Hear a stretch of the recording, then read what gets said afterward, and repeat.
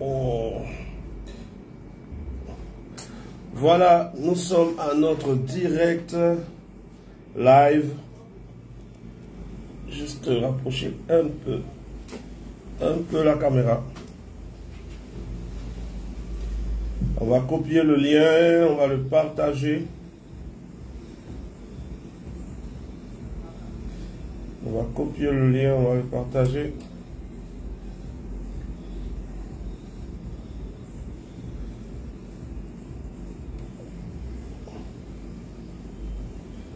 On va copier le lien, le partager dans le groupe, si possible, pour ceux qui le peuvent.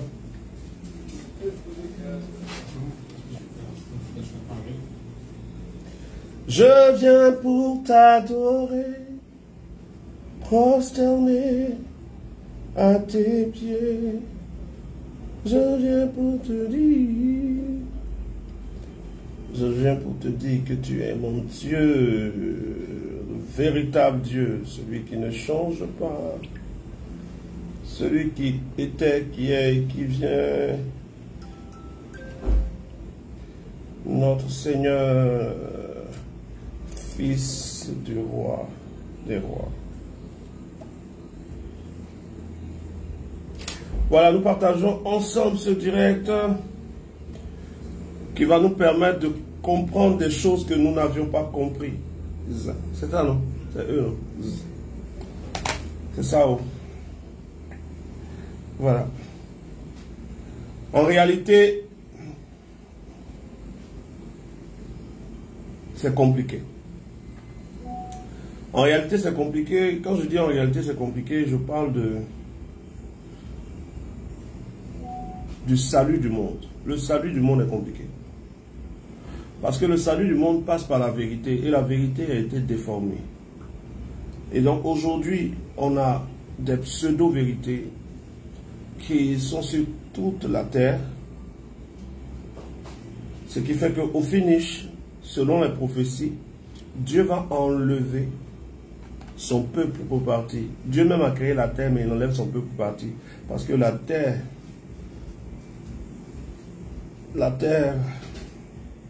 a choisi le mensonge. Voilà. On partage. Je vérifie dans le groupe. C'est pas encore partagé dans le groupe WhatsApp. Hein. Dans lequel. Oui, ça c'est partagé. D'ici le vrai message, il n'y a pas ça. Non, c'est pas partagé. Hein.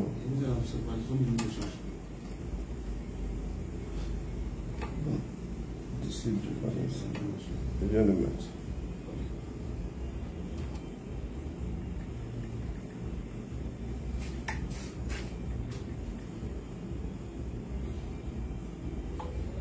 Le direct est lancé, nous touchons nos frères, nos sœurs. Voilà, nous parlons ce soir de marcher par le Saint-Esprit pour vivre dans le règne de Dieu. Je veux faire un résumé de ce que nous avons touché la dernière fois. La dernière fois, nous avons compris qu'il y a le règne de Dieu là où il y a la volonté de Dieu. Il y a la volonté de Dieu là où il y a la parole de Dieu. Donc, là où Dieu parle, Dieu révèle sa volonté. Et la volonté de Dieu révèle comment il veut orienter son règne. Donc, quand on parle du règne de Dieu, on parle de l'endroit, du lieu, de la vie, de la destinée, du projet, de l'entreprise ou de quoi que ce soit qui met en pratique la parole que Dieu a révélée. Le règne de Dieu ne s'installe pas par la prière. Le règne de Dieu s'installe par l'obéissance à ce que Dieu a dit, tel qu'il l'a dit. Donc, beaucoup de chrétiens font l'erreur aujourd'hui de dire, je vais prier pour que la volonté de Dieu dans ma vie s'accomplisse. On ne prie pas pour que la volonté de Dieu dans la vie de quelqu'un s'accomplisse. Si tu pries pour que la volonté de Dieu s'accomplisse dans ta vie, ça ne va jamais s'accomplir. On m'a dit ça combien de fois? Non, on prie pour connaître la volonté de Dieu. Et quand on connaît la volonté de Dieu, on obéit par des actes pour que la volonté de Dieu s'accomplisse. Donc, Quand on parle du règne de Dieu, on parle de là où la volonté de Dieu s'accomplit. Parce que quand quelqu'un règne, le règne de quelqu'un n'est rien d'autre que la mise en pratique de sa volonté dans le lieu où il règne. Donc quand on parle du règne de Dieu, on parle de la volonté de Dieu qui s'accomplit. Jésus donc a vécu toute sa vie, notre Seigneur Jésus a vécu toute sa vie dans le règne de Dieu. Parce qu'il dit, Jésus dit, je ne suis pas venu faire ma volonté, mais la volonté de celui qui m'a envoyé. Jésus dit qu'il était venu faire quoi? La volonté de celui qui l'a envoyé. Pourquoi Jésus précise qu'il est venu faire la volonté de celui qui l'a envoyé? Parce qu'il est venu apporter le règne de Dieu. Le règne de Dieu donc se voit là où la volonté de Dieu est manifestée. Regardons ensemble, nous allons lire Matthieu chapitre 7 verset 21. Il est écrit ceci: ceux qui me disent Seigneur, Seigneur, n'entreront pas tous dans le royaume des cieux, mais qui? Mais celui-là seul qui fait la volonté de mon Père. Mais celui-là seul qui fait quoi? La volonté de mon Père qui est dans les cieux. Donc, ce ne sont pas tous ceux qui disent Seigneur, Seigneur qui rentreront. Où ça? Relis le texte, s'il te plaît. Ceux qui me disent Seigneur, Seigneur n'entreront pas tous dans le royaume des cieux. Ceux qui me disent Seigneur, Seigneur n'entreront pas tous dans le royaume des cieux, mais qui va rentrer? Mais celui-là seul qui fait la volonté de mon Père. Mais celui-là seul qui fait la volonté de qui? De mon Père. De mon Père qui est où? Qui est dans les cieux. Matthieu chapitre 7 verset 21 confirme Matthieu chapitre 6 verset 10. Regardons Matthieu chapitre 6 verset 10. Que ton règne vienne. Que ton règne vienne. Que ta volonté soit faite sur la terre comme au ciel. Mais que ton règne vienne. Que ta volonté, la volonté de qui? Jésus dit quand vous priez, dites qui? Notre Père qui est aux cieux. Jésus donc dit ceci: ceux qui rentreront dans le ciel sont ceux qui font la volonté de son Père. Ça veut dire que si Dieu ne règne pas dans ta vie sur la terre, Dieu ne voudra pas que tu sois dans le ciel, parce que Dieu règne dans le ciel sur ceux sur qui il a régné sur la terre. C'est parce que la volonté de Dieu s'accomplit dans ta vie sur terre que tu vas aller vivre dans le royaume des cieux où la volonté de Dieu s'accomplissait déjà. Notre Père qui est aux cieux, que ton nom soit sanctifié, que ton règne vienne, que ta volonté soit, comment? Que ta volonté soit faite où? Sur la terre comme elle est faite au ciel. Si sur terre, tu ne manifestes pas la volonté de Dieu, tu n'iras pas la manifester dans le ciel. Le ciel sera rempli de personnes qui ont manifesté la volonté de Dieu. Matthieu chapitre 7, verset 21, nous relisons encore. Matthieu 7, 21. Ceux qui me disent Seigneur, Seigneur, n'entreront pas tous dans le royaume des cieux. Mais celui-là seul qui fait la volonté de mon Père. Seuls ceux qui font la volonté de notre Père, du Père de notre Seigneur Jésus, dans les cieux, nous serons disponibles pour être dans les cieux. Et quand nous regardons encore dans le livre de Matthieu chapitre 12, Matthieu chapitre 12, mais on va même aller plus loin. 12, 50, allons verset 50, Matthieu chapitre 12, verset 50. Car quiconque fait la volonté de mon Père. Car quiconque fait la volonté de Jésus.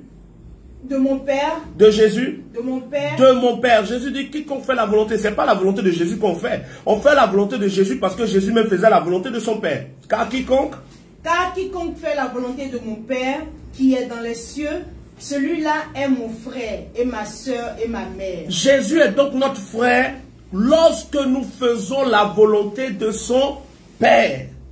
Donc ce n'est pas une histoire de prière. Quand on parle du règne de Dieu quelque part, le règne de Dieu est visible lorsque la volonté de Dieu est faite. Qu'est-ce que la volonté de Dieu? C'est la pensée de Dieu révélée en parole ou en message. La volonté de Dieu, c'est simplement la pensée cachée de Dieu révélée. Dieu doit révéler ce qu'il veut. Et quand il révèle ce qu'il veut, et que nous savons ce qu'il veut, et que nous mettons en pratique ce que Dieu veut, nous sommes dans le règne de Dieu. Le règne de Dieu. Le règne de Dieu, donc, est une dimension. Je vais dire ça comme ça. Le règne de Dieu est une dimension qui nourrit la vie spirituelle de celui qui pratique le règne de Dieu. Et nous pourrons le voir dans le livre de Jean chapitre 4, verset 34. Jean chapitre 4, verset 34. Voici ce que Jésus dit. Jean chapitre 4, dans le verset 34, Jésus donne un détail qui n'est pas un détail. Jésus leur dit, oui. Ma nourriture est de faire la volonté de celui qui m'a envoyé et d'accomplir son œuvre.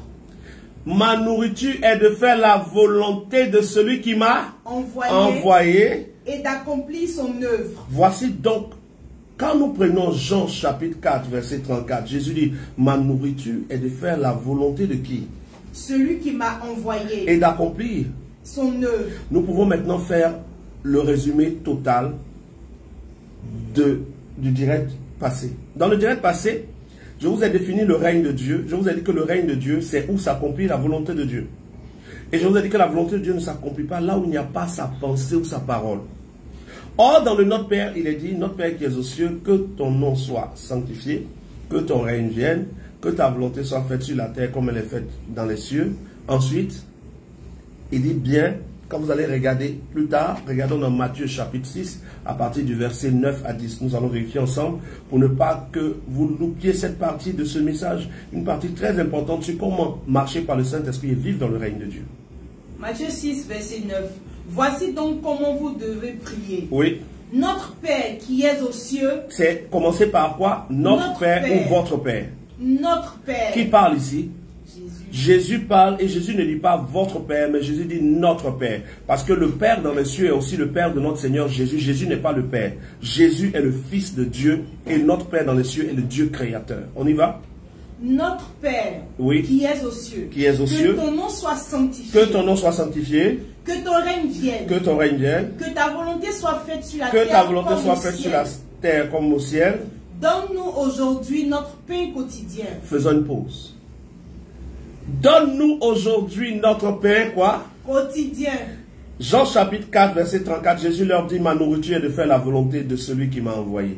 Le pain quotidien dans le Notre Père révèle l'obéissance à la parole entendue de Dieu. Jésus dit, ma nourriture est de faire la volonté de mon Père qui m'a envoyé. Pourquoi donc dans le Notre Père on parle du pain quotidien? Le pain quotidien dans le Notre Père ne parle pas de la nourriture physique. Le pain quotidien parle de la parole que Dieu libère en toi, la parole que Dieu te donne pour une entreprise, la parole que Dieu te donne pour ta relation sentimentale, la parole que Dieu te donne pour ta vie spirituelle, la parole que Dieu te donne pour ton travail, la parole que Dieu te donne en face d'une maladie que tu ressentais en toi. Cette parole est le pain qui nourrit ton âme et qui te fortifie dans la situation. Voilà pourquoi l'apôtre Paul pouvait dire, fortifiez-vous dans le Seigneur. Se fortifier dans le Seigneur, c'est recevoir son pain quotidien. C'est recevoir la pensée de Dieu dans la situation dans laquelle tu te trouves. Ce n'est pas aller lire la Bible. La Bible a été donnée et c'est un livre. La Bible n'est même pas la parole de Dieu. La Bible est un livre donné pour que nous sachions des choses. La Bible apporte la connaissance. La Bible apporte le discernement. Mais quand on parle de marcher avec Dieu, quand on parle d'avancer avec Dieu, quand on parle de vivre dans le règne de Dieu, on parle de personnes capables de capter la pensée de Dieu par le Saint-Esprit. Voilà pourquoi l'apôtre Paul dit, ceux qui sont fils de Dieu sont ceux qui marchent par l'Esprit de Dieu. Car tous ceux qui sont conduits par l'Esprit de Dieu sont fils de Dieu. Paul ne dit pas, car tous ceux qui lisent la Bible sont enfants de Dieu. La preuve, Oustaz Diané, Ismaël Aka, tous ces musulmans-là, ils lisent la Bible. Lire la Bible ne fait pas de toi un fils de Dieu. Te repentir, être baptisé ne fait pas de toi un fils de Dieu. Te repentir, être baptisé et recevoir le Saint-Esprit fait de toi un fils de Dieu. Parce que l'apôtre Pierre dit dans le livre des Actes des Apôtres, chapitre 2, verset 37, il dit, après avoir entendu ce discours, ils eurent le cœur vivement touché. Et ils demandèrent aux apôtres, que devons-nous faire, hommes frères? Et Pierre dit, repentez-vous et que chacun de vous soit baptisé au nom de Jésus pour le pardon de vos péchés et vous recevrez le don du Saint-Esprit. Donc, la repentance, la confession, le baptême, tout ça n'a pas de valeur si vous ne recevez pas le Saint-Esprit. C'est un processus pour recevoir le Saint-Esprit. Quand vous quittez votre maison le matin, Votre objectif n'est pas de démarrer votre véhicule. Votre objectif est d'aller quelque part. Quand vous vous faites baptiser, votre objectif doit être d'être rempli du Saint-Esprit. Quand vous vous confessez, votre objectif doit être rempli du Saint-Esprit. Répentez-vous et que chacun de vous soit baptisé pour l'objectif qui est d'être rempli du Saint-Esprit. Parce que pour les hommes spirituels, nous savons que Jésus est venu juste tracer le chemin pour que l'Esprit arrive. Voici pourquoi Jésus dit, il est avantageux pour vous que je parte, car quelqu'un va venir.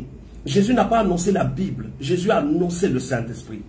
Mais Dieu a permis que la Bible soit là, comme un moyen pour les bébés spirituels, un moyen pour les enfants. Mais les fils de Dieu, ceux qui sont arrivés à la communion avec le Saint-Esprit, ne sont pas des lecteurs, sont des auditeurs. Le Fils de Dieu a quitté la dimension de la lecture pour entrer dans la dimension de l'écoute. Parce que dans l'œuvre de Dieu, on a les enfants et on a les fils. À tous ceux qui l'ont reçu, à tous ceux qui croient en son nom, la parole a donné le pouvoir de devenir enfants de Dieu. Or, la création soupire avec un ardent désir après la révélation des fils de Dieu. La création ne soupire pas après les enfants de Dieu, mais la création soupire après les fils. Parce que l'enfant reste un esclave. Selon Galates chapitre 4, à partir du verset 1. Galates chapitre 4, à partir du verset 1, nous voyons bien que c'est quoi un enfant en Christ. Or, aussi longtemps que l'héritier est enfant, je dis qu'il ne diffère en rien. Tu es héritier de Dieu, tu t'es répandu, tu as été baptisé, mais tu n'es pas encore mature, tu es encore un enfant. Tu ne diffères en rien d'un esclave, tu es soumis à des tuteurs, tu es le maître de tout, mais tu ne possèdes rien. Tu es encore un enfant. Continue. Quoi qu'il soit le maître de tout. Quoi qu'il soit le maître de tout, il ne diffère en rien d'un esclave. Continue.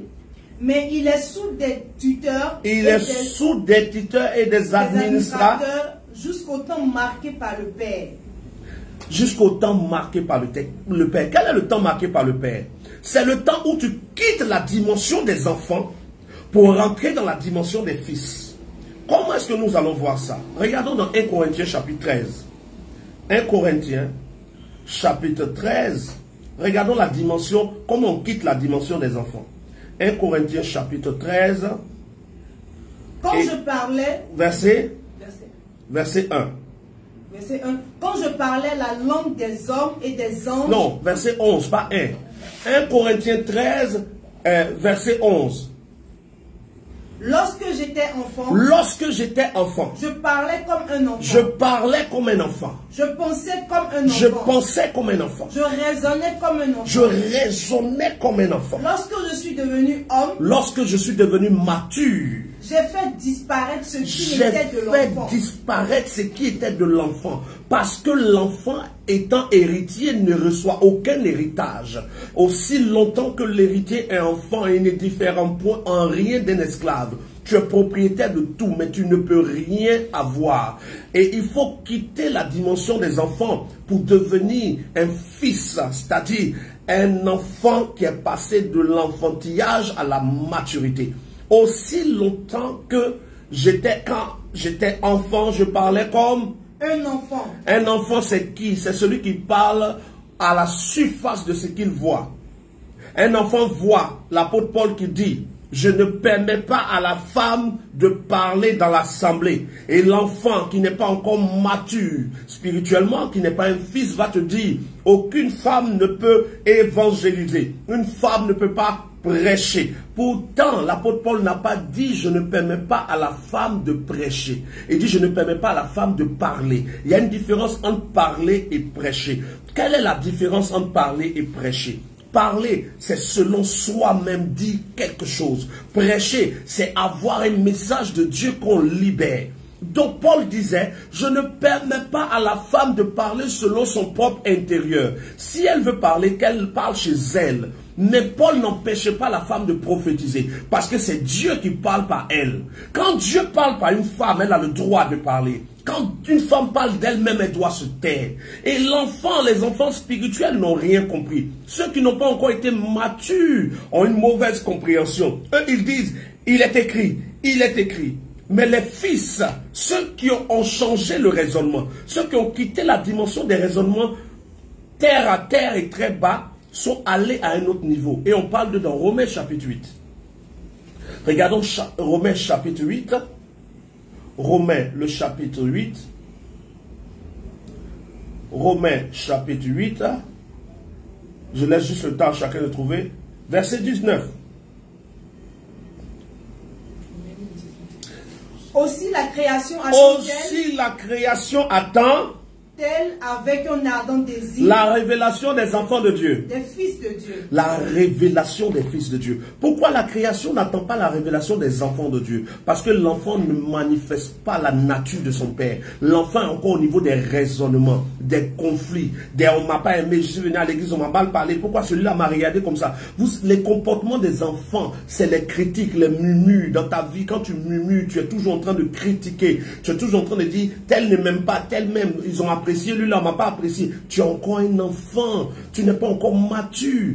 L'enfant ne supporte pas les reproches. Quand on lui fait des reproches dans l'église, dans l'œuvre de Dieu, quand tu es encore un enfant, ça te fait mal. Pourquoi on m'a parlé comme ça? Pourquoi l'autre on l'a accueilli comme ça? Moi on m'a pas accueilli comme ça. Non, les fils sont à un autre niveau. Les fils ont dépassé ce qui était de l'enfant. Ils sont rentrés dans ce qui est de l'homme mature. Et la création soupire après avec un ardent désir, après la révélation des fils de Dieu. Qui sont les fils de Dieu? Romains chapitre 8, verset 29. Nous voyons la dimension des fils de Dieu. Regardons ensemble Romains chapitre 8, verset 29. Car ceux qu'ils ont connus d'avance. Non, car ceux qu'il a connus d'avance. Car ceux qu'il a connus d'avance. Il s'agit ici de Dieu le Père. Car ceux que Dieu le Père a connus d'avance, il les a aussi prédestinés à être semblables à l'image de son fils. À être semblables à l'image de son enfant ou de son fils. De son fils. Ok. Afin que son fils fût le premier-né d'entre plusieurs frères. Afin que Jésus soit le premier-né de plusieurs frères. Qu'est-ce que ça veut dire? Ça veut dire que Dieu avait un plan très précis. Et je vais vous en parler juste dans 2 minutes. Le temps pour vous, que vous puissiez partager. Je m'apprête à parler du plan de Dieu, caché, mystérieux, révélé maintenant, qui est pour ceux qui sont à la recherche du vrai message. Tu as juste encore 10 secondes pour partager. Partage à quelqu'un, tag quelqu'un. Nous relisons le passage de Romains chapitre 8. Je précise que nous venons de voir que l'enfant de Dieu qui n'est pas mature ne possédera pas certaines choses, même quand tu vas prier pour les avoir. Nous venons de voir que pour quitter la dimension de l'enfant, il faut comprendre 1 Corinthiens chapitre 13, verset 11. Parce que l'enfant fonctionne, est enfant au niveau de ses pensées. L'enfant est enfant au niveau de ses raisonnements. Mais le fils a une autre dimension. Et nous lisons Romains 8, verset 29, à nouveau, pour approfondir cet enseignement. Car ceux qu'il a connus d'avance, ceux que Dieu a connus d'avance, il les a aussi prédestinés à être semblables à l'image. Il les a aussi prédestinés à être semblables à l'image de son fils. De son fils. Afin que son fils fût le premier. Afin que son fils, qui est son fils, le fils de Dieu ici, Jésus, soit le premier-né de quoi? Entre plusieurs frères. Afin que Jésus soit le premier-né entre plusieurs frères. Eh bien, déjà, allons et comprenons ceci. Dieu, dans son plan, a prévu 2 grandes étapes dans plusieurs autres étapes. Dans le plan de Dieu, la première étape, ça a été de créer un homme qu'on appelle Adam. Et Adam a été le premier homme. Et quand Dieu crée Adam, Dieu va créer Ève. Et Adam et Ève vont donner aux hommes de se multiplier. Je parle du premier homme à l'image de Dieu, pas du premier homme créé par Dieu. Le jour où j'aurai l'occasion, je vous parlerai de ceux qui ont vécu même avant que Adam et Ève soient créés, avec les preuves dans les écrits. Et donc, Dieu va créer Adam et Ève. Adam est le premier homme de la première création. Et quand Adam et Ève vont être chassés du jardin, Dieu maintenant va faire venir celui qui est le nouvel homme. Donc, de même que Adam est le premier homme de la terre, Jésus est le premier né de la nouvelle création. Donc Dieu nous a créés en Adam, parce que je suis né de mon père, je suis né de ma mère, tu es né de ton père, tu es né de ta mère. En tant que né de ton père et de ta mère, tu es fils de l'homme. Mais en tant que né de Dieu, tu es fils de Dieu. Or, Jésus était fils de l'homme et fils de Dieu. Jésus était fils de l'homme, pourquoi? Parce qu'il était né de Marie, qui est un être humain. Et donc, les origines de Jésus, humainement parlant, sont liées à Adam. En tant qu'origine liée à Adam, Jésus est appelé fils de l'homme. Mais étant venu du ciel, Jésus est appelé fils de Dieu. Et nous regardons dans le livre de Corinthiens, 1 Corinthiens 15, pour voir clairement ce que je viens d'affirmer, 1 Corinthiens 15. Et quand nous arrivons à 1 Corinthiens 15, nous tombons sur ce verset-là, verset 47. 1 Corinthiens 15, verset 47. Le premier homme tiré de la terre, a été tiré de la terre, est terrestre, le premier homme. Le second homme est du ciel. Verset 48. Tel est le terrestre. Tel a été Adam, tel tous ceux qui sont nés de la terre sont. Vas-y. Tels sont aussi les terrestres. Et tel est celui qui vient du ciel. Et tel est le céleste, tels sont aussi les célestes. Verset 49. Et de même que nous avons porté l'image du terrestre, nous porterons aussi l'image du céleste. Eh bien, donc dans le plan de Dieu, de même que Adam était le premier homme, et que nous avons été à l'image d'Adam, Dieu va envoyer son Fils unique comme modèle et image de ce que nous devons devenir. Et Jésus qui vient n'est pas appelé enfant de Dieu. Jésus est appelé Fils de Dieu. Mais celui qui est appelé le Fils de Dieu, quelle est la caractéristique d'un Fils de Dieu? On a vu que l'enfant est celui dont les pensées sont basses. Le Fils, qu'est-ce qui le démarque? Jean chapitre 4, verset 34. Regardez ce qui définit le Fils. Jésus leur dit, ma nourriture est de faire la volonté de celui qui m'a envoyé et d'accomplir son œuvre. Le Fils a un objectif. Tout Fils a pour objectif de faire la volonté de celui qui nous a sauvés, de celui qui nous a envoyés, de celui qui nous a créés. À ce niveau de ce direct, j'aimerais ralentir pour que quelqu'un qui nous a pris en marche comprenne. Le thème ce soir, c'est marcher par le Saint-Esprit pour vivre dans le règne de Dieu. Qu'est-ce que je viens de dire depuis la première fois? Je dis ceci. Il n'y a pas de règne de Dieu là où il n'y a pas la volonté de Dieu qui est accomplie. Or, il n'y a pas de volonté de Dieu là où quelqu'un n'entend pas la voix de Dieu. Je répète, il n'y a pas de volonté de Dieu là où quelqu'un n'entend pas la voix de Dieu. Je n'ai pas dit, il n'y a pas de volonté de Dieu là où quelqu'un ne lit pas la Bible. On peut lire la Bible sans que la volonté de Dieu ne soit là. Parce que dans le plan de Dieu, Dieu a mis 2 saisons. Quand tu viens de te repentir et que tu es baptisé, ton seul point avec Dieu, c'est la Bible. Tu lis la Bible pour savoir des choses. Parce que tu es encore un enfant. Tu n'as pas encore la capacité de la connexion avec le Saint-Esprit. Et donc tout ce que toi tu lis, tu ne fais que lire. Et toi, pour toi, quand tu viens de te convertir, tu es dans le « il est écrit ». Il est écrit. Mais celui qui va arriver au niveau d'enfant de Dieu, de fils de Dieu, traverser enfant de Dieu pour entrer dans fils de Dieu, va rentrer dans le « j'ai entendu ». Va rentrer dans le « ainsi parle l'Éternel ». Il va rentrer dans « l'Éternel m'a dit ». Il va rentrer dans « j'ai reçu de Dieu ». Il va rentrer dans « j'ai senti l'Esprit me dire ». Il va rentrer dans « je suis convaincu ». Ces mots changent. Ce n'est plus la lecture. Sans avoir rejeté la lecture, nous passons à une dimension qui est la vraie parole de Dieu. Parce que la Bible est un livre qui contient des paroles qui ont été adressées à des gens qui sont différents de toi et moi. Et par la Bible, nous découvrons le Messie. Par la Bible, nous découvrons Jésus. Par la Bible, nous découvrons comment nous repentir, comment être sauvés, comment marcher, tout. Mais quand nous avons découvert la vérité, quand nous entrons dans la vérité, quand nous nous sommes repentis, quand nous avons reçu le Saint-Esprit va commencer à agiter notre esprit. Nous allons commencer à percevoir les choses d'une manière telle que nous allons commencer à comprendre que il était vraiment avantageux que Jésus parte. Tout ce que vous lisez dans la Bible, que ce soit Romains, Corinthiens, Galates, Éphésiens, tous les écrits de la Bible que vous lisez ont été écrits par des gens qui ont entendu la voix de Dieu, pas des gens qui ont lu. Paul n'a pas lu pour écrire. Paul a reçu, il a entendu et il a écrit. Pierre a entendu, il a écrit. Jean a entendu, il a écrit. On parle des fils de Dieu.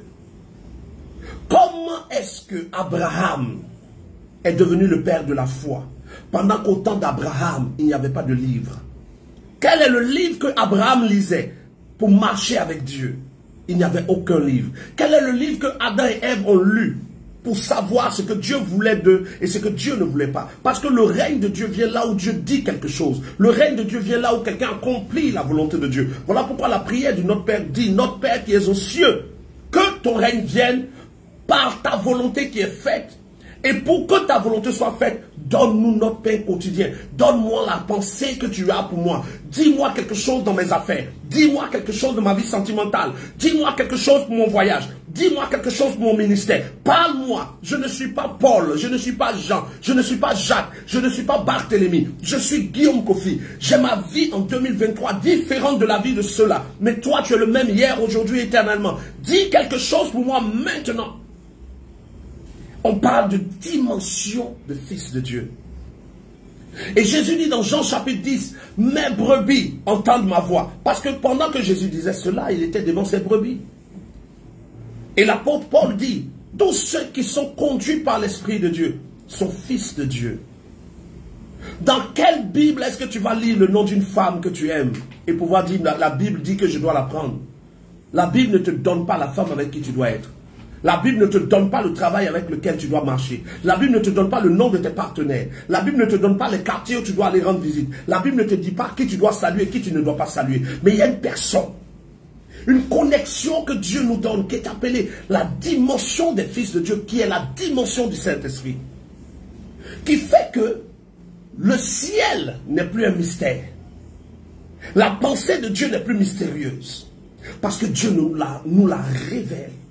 Regardons ensemble quelque chose dans le livre de Corinthiens. Regardons ensemble quelque chose dans le livre de Corinthiens. Beaucoup de personnes ont loupé leur histoire, loupé leur vie, parce que vous avez marché comme des enfants à la lumière des Écritures, pendant que Dieu veut que vous marchiez comme des fils à la lumière du Saint-Esprit. Quelle est la différence entre le Saint-Esprit et la Bible? C'est que le Saint-Esprit est celui qui a parlé aux gens qui ont écrit la Bible. Et le Saint-Esprit est donc la voix supérieure. Parce que c'est ce que le Saint-Esprit a dit à des gens qu'ils ont écrit. Comment on peut suivre Dieu en lisant seulement des Écritures? Quand tu suis Dieu juste en lisant simplement des Écritures, tu es encore au stade des enfants spirituels. Tu n'es pas encore prêt. Tu ne dois pas te marier. Tu ne dois rien faire. Calme-toi. Parce que tant que tu n'entends pas la voix de Dieu, tant que tu ne sais pas comment entendre la voix de Dieu, tu vas faire des erreurs graves. Regardez les vies des gens détruites aujourd'hui. Combien de gens sont pas en train de souffrir juste parce qu'ils ont fait des choix sans entendre la voix de Dieu? Nous sommes dans le livre de 1 Corinthiens, chapitre 2. 1 Corinthiens, chapitre 2. À partir du verset 1, je fais la lecture. Voici ce que dit l'apôtre Paul, et je dirai d'autres textes après. Pour moi, frère, pour moi, Paul, frère, lorsque j'étais allé chez vous, ce n'est pas avec une supériorité de langage ou de sagesse que je suis allé vous annoncer le témoignage de Dieu. Car je n'ai pas eu la pensée de savoir parmi vous autre chose que Jésus-Christ et Jésus-Christ crucifié. C'est-à-dire, Paul est allé là-bas pour voir s'ils ont compris le message de Jésus-Christ. Verset 3. Moi-même, Paul, j'étais auprès de vous dans un état de faiblesse, de crainte et de grand tremblement.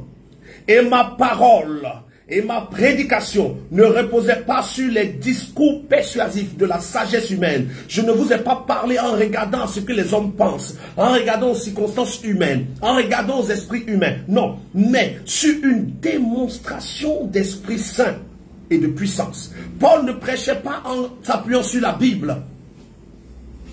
Et c'est ce que Paul a prêché qui a été écrit qu'on a mis dans nos Bibles. Mais Paul prêchait poussé par le Saint-Esprit. Il disait des choses qu'il recevait. Paul ne lisait pas la Bible pour prêcher. Non, Paul prêchait ce qu'il recevait de Dieu. Et c'est ce qu'il a reçu, qui a été mis sur écrit et qu'on nous a servi. Comme modèle, pour nous dire, voici Paul qui a parlé de ma part en étant inspiré. C'est à notre tour en 2023 d'entendre le Saint-Esprit. C'est à notre tour de comprendre ce que Dieu dit. Parce que Dieu est le Dieu des saisons et des âges. Ce qu'il a dit hier, il peut dire autre chose aujourd'hui. Au commencement du monde, Dieu avait permis que les hommes couchent entre eux en désordre. Mais à partir de Moïse, Dieu a interdit qu'un frère couche avec sa sœur. La même chose que Dieu avait permis, il a annulé. Avant, il permettait le sang des animaux. Aujourd'hui, il ne permet plus. Qu'est-ce que Dieu permet pour ta saison? Qu'est-ce qu'il dit dans ton temps? Les religieux, l'enfant, il se dit, Paul a dit, Paul a dit, Paul a dit. Oui, mais à un moment, qu'est-ce que Dieu te dit, toi qui as le Saint-Esprit? Comment est-ce qu'on peut porter la commission de quelqu'un qui habite en toi? Le Saint-Esprit habite en toi, oui ou non? Et s'il habite en toi, est-ce que l'esprit que tu as reçu est muet? Est-ce que l'esprit que tu as reçu est mort? Est-ce que ton esprit, l'esprit de Dieu en toi, ne t'a pas connecté au Saint-Esprit? Est-ce que l'esprit de Dieu en toi ne t'a pas connecté à la dimension de Dieu? Mais comme les gens ont la paresse de chercher à entendre la voix de Dieu, les gens ne savent plus comment entendre la voix de Dieu. Tout le monde se tourne vers la Bible. Mais la Bible est un livre qui a été écrit pour que nous ayons l'histoire. La Bible est un livre qui a été écrit pour que nous ayons la connaissance. Mais la Bible ne peut pas conduire la vie de quelqu'un. Dieu, le Saint-Esprit, Dieu qui est Saint-Esprit, nous conduit comme il veut. Dieu peut utiliser la Bible pour te parler. Mais ce n'est pas la Bible qui t'a parlé. Mets ça sur ma page. Dieu peut utiliser la Bible. Dieu peut te parler au travers de la Bible, mais la Bible ne t'a rien dit. C'est Dieu qui te dit quelque chose. Dieu peut te parler au travers d'un âne. La Bible dit que Balaam, un prophète dans le livre de Nombres chapitre 22, Dieu a parlé à Balaam par un âne. Mais l'âne n'est pas devenu la parole de Dieu. C'est Dieu qui parle par quelqu'un. Dieu qui parle par quelque chose. Mais comment Dieu peut te parler par quelqu'un ou par quelque chose? C'est lorsque tu as l'Esprit de Dieu. Parce que l'Esprit de Dieu est celui que Dieu nous a donné. L'Esprit que Dieu nous a donné pour que nous entendions sa pensée et sa volonté. Nous regardons dans le livre de 1 Corinthiens 2, pour ceux qui nous prennent en marche. Et nous précisons ceci, je suis au verset 5. Je vais revenir juste au verset 4 à 5. Paul dit, et ma parole et ma prédication ne reposaient pas sur des discours persuasifs de la sagesse, mais sur une démonstration du Saint-Esprit. Pourquoi est-ce que Paul parlait par le Saint-Esprit? Le verset 5. Afin que votre foi fût fondée. Afin que, le volume de la voix n'est pas un truc, voilà pourquoi je lis moi-même. Afin que votre foi fût fondée non sur la sagesse des hommes, mais sur la puissance de Dieu. Cependant, c'est une sagesse que nous prêchons parmi les parfaits. Sagesse qui n'est pas de ce siècle, ni des chefs de ce siècle qui vont être anéantis. Nous prêchons la sagesse de Dieu, mystérieuse et cachée, que Dieu, avant les siècles, avait destiné pour notre gloire. Je suis dans 1 Corinthiens chapitre 2, verset 8. Sagesse qu'aucun des chefs de ce siècle n'a connue. Car s'ils avaient connu cette sagesse, ils n'auraient pas tué Jésus qui est le Seigneur de gloire. Le verset 9. Mais comme il est écrit, la sagesse que Dieu nous donne, ce sont des choses que l'œil n'a point vues. Ce que Dieu a prévu pour nous, que l'oreille n'a point entendu, et qui ne sont point montées au cœur de l'homme. Des choses que Dieu a préparées pour ceux qui l'aiment. Je précise à quelqu'un. Mais comme il est écrit quoi? Ce sont des choses que l'œil n'a point vues. Si l'œil n'a point vu, qui va écrire? Ce sont des choses que l'oreille n'a point entendues. Si l'oreille n'a point entendu, qui va écrire? Et qui ne sont point montées à la pensée de l'homme. Si ce n'est pas encore monté, qui va écrire? Des choses que Dieu a préparées pour ceux qui l'aiment. Il y a des choses donc que tu ne verras pas dans la Bible.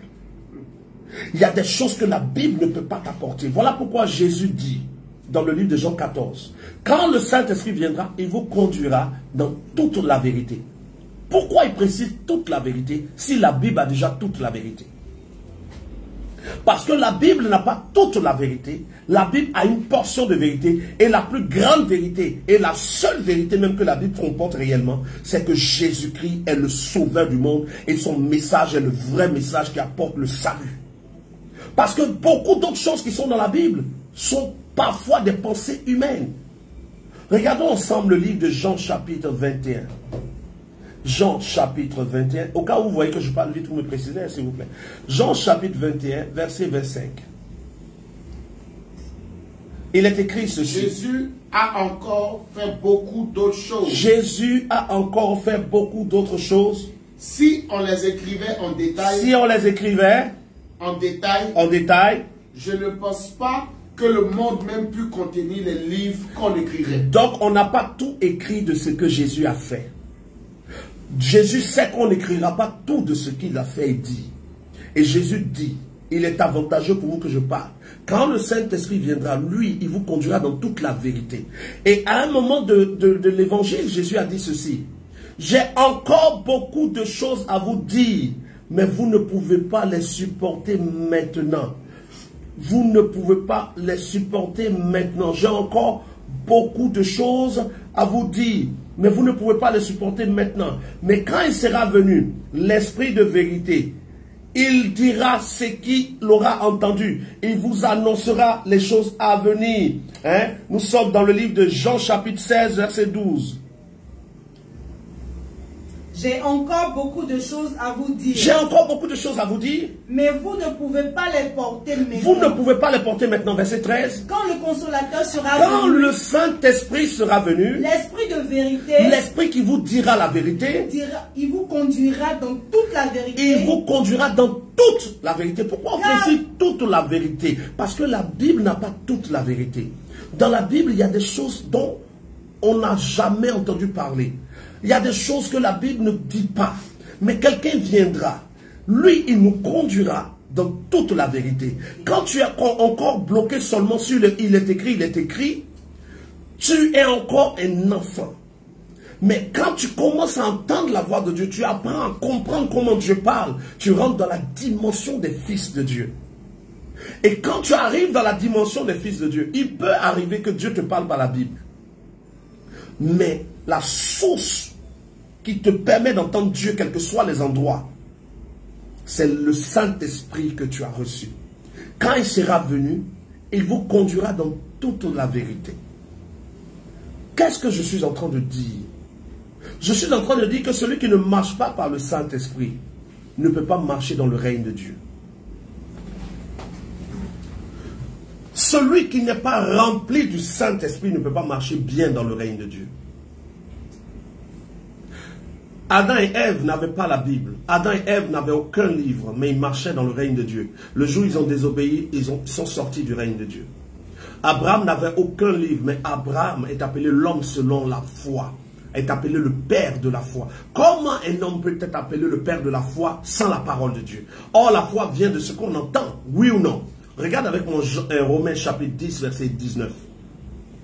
Verset 17 même déjà.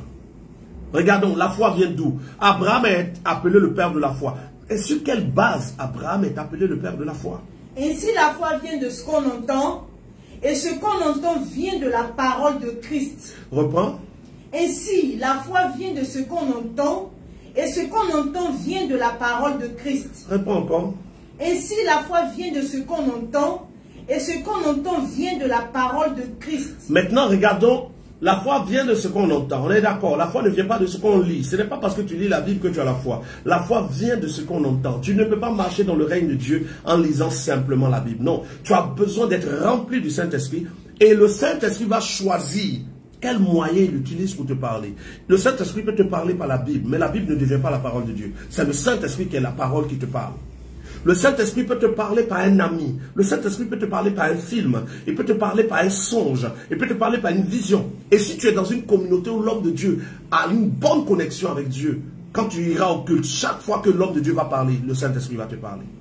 Il y a plusieurs moyens. On viendra dessus quand on le pourra. Pour l'instant, regarde avec moi Romains chapitre 4. À partir du verset 16. C'est pourquoi les héritiers le sont par la foi. Les héritiers de Dieu le sont par la foi. Or, la foi vient de ce qu'on entend, monsieur. Pour que ce soit par grâce, afin que la promesse soit assurée à toute la postérité, non seulement à celle qui est sous la loi, mais aussi à celle qui a la foi d'Abraham, notre père à tous, selon qu'il est écrit. Qu'est-ce qu'il est écrit? On dit qu'Abraham, je t'ai établi père d'un grand nombre de nations. Abraham est notre père devant celui auquel il a cru. Dieu qui donne la vie aux morts et qui appelle les choses qui ne sont point comme si elles existaient. Verset 18. Espérant qu'on espérant contre. Abraham a espéré là où il n'y avait pas d'espoir. Il crut. Il a cru là où on ne pouvait pas croire. En sorte qu'il devint père Il d'un est grand devenu nombre père de d'un grand nations. nombre de nations. Faisons une petite pause là. Abraham a cru là où on ne devait pas croire. Or, la foi vient de ce qu'on entend. Quel est le livre qu'Abraham a lu pour avoir la foi? Aucun livre. Abraham était capable d'entendre la voix de Dieu. Et dans ce monde d'aujourd'hui, après que les gens aient donné la Bible qui est venue 300 ans après Jésus, la Bible est devenue le plus grand piège des destinées aujourd'hui. Les gens ne veulent plus chercher à entendre Dieu leur parler. Où est-ce que c'est écrit? Quelqu'un a un problème, il cherche dans la Bible où c'est écrit. Non, Dieu n'a pas permis même qu'il y ait un livre pour que le livre soit le fondement de notre foi. Non, le fondement de notre foi, c'est la plénitude du Saint-Esprit et de notre marche. Abraham n'avait pas de livre. Relis le verset 19.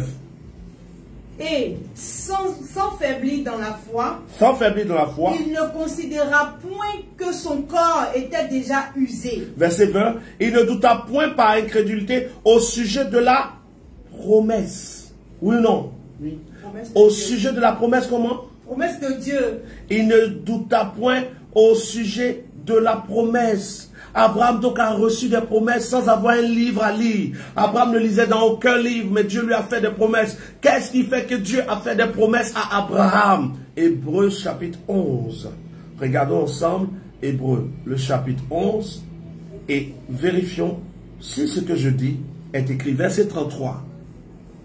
Hébreux chapitre 11, le verset 33. Qui par la foi Des gens par la foi ont vaincu des royaumes, ils ont exercé la justice, obtinrent des promesses. La foi permet à Dieu de te parler directement. La foi fait que Dieu arrive à opérer dans ta vie dans une dimension qui va choquer le témoignage des gens autour de toi. Mais pour que ce soit possible, tu dois être rempli du Saint-Esprit. Pour que ce soit possible, tu dois comprendre comment Dieu parle, comment entendre la voix de Dieu. Je précise à vous qui suivez ce direct que comment entendre la voix de Dieu sera le prochain direct que je vais faire. La dernière fois que j'avais commencé ce thème, j'avais déjà touché un peu à comment entendre la voix de Dieu. Et je reviendrai dessus, sur comment entendre la voix de Dieu. Je vous prends un exemple très simple. Quand vous lisez le psaume 23, l'Éternel, c'est le psaume 23, non? L'Éternel est mon berger, je ne manquerai de rien. Vas-y, psaume 23. L'Éternel est mon berger, Oui. je ne manquerai de rien. L'Éternel est mon berger. Je ne manquerai de rien. Faisons une pause. Nous sommes au psaume 23. Mais qui était le berger de David? Il dit l'Éternel. L'Éternel est mon berger. Je ne manquerai de rien. Mais quand vous lisez bien l'histoire de David, vous vous rendez compte que Samuel était la voix par laquelle l'Éternel parlait à David. David avait un père spirituel appelé Samuel. Et c'est Samuel qui disait à David ce que l'Éternel disait. Et Samuel était la voix de l'Éternel pour David. Quand David dit l'Éternel est mon berger, David est juste en train de dire l'Éternel me parle au travers d'un moyen. Voilà pourquoi je vous ai dit que Dieu peut vous parler au travers de la Bible.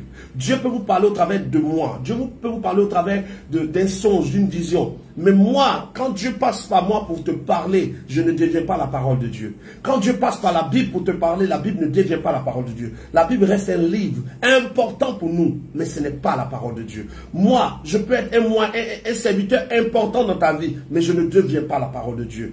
Voici la vérité. Il dit, l'Éternel est mon berger, je ne manquerai de rien. Si nous raisonnons par l'absurde, David dit, l'Éternel est mon berger, je ne manquerai de rien. Ça veut dire que si l'Éternel n'est pas mon berger, qu'est-ce qui va se passer? Il manquera de tout. Je manquerai de tout. Et voilà le problème de beaucoup d'entre vous. Parce que la Bible est votre berger. Toi, c'est la Bible qui te conduit. Qu'est-ce que la Bible dit? La Bible dit que la femme adultère, on la lapide et on la tue. Alors tu vas tuer. Ok. Maintenant, quand tu vas être en face d'une formation, quand tu vas devoir choisir entre criminologie et puis gestion commerciale, la Bible dit quoi? Hein? La Bible dit quoi? Pourquoi le peuple d'Israël, qui avait la Torah, ils avaient la Torah ou pas? Mais pourquoi le peuple d'Israël qui avait la Torah consultait les prophètes? Pourquoi le peuple d'Israël qui avait la Torah, Dieu même sait qu'il a donné la loi à Moïse sur la montagne? Pourquoi Dieu qui donne la loi à Moïse sur la montagne établit des prophètes en Israël? Parce que Dieu sait que la loi qu'il a donnée ne peut pas conduire la vie de quelqu'un. La loi, c'est les principes. La vie, c'est les décisions. Nous lisons des principes dans la Bible. Mais nous avons besoin du Saint-Esprit pour nos décisions. Et, par exemple, Roger Aubin demande, bonsoir prophète, David n'avait-il pas de communion avec Dieu pour que Dieu lui parle directement? Pourquoi passer par Samuel, bien que Dieu peut utiliser le canal? Quand je dis que Samuel était la voix de Dieu pour David, c'était pour les grandes décisions de David.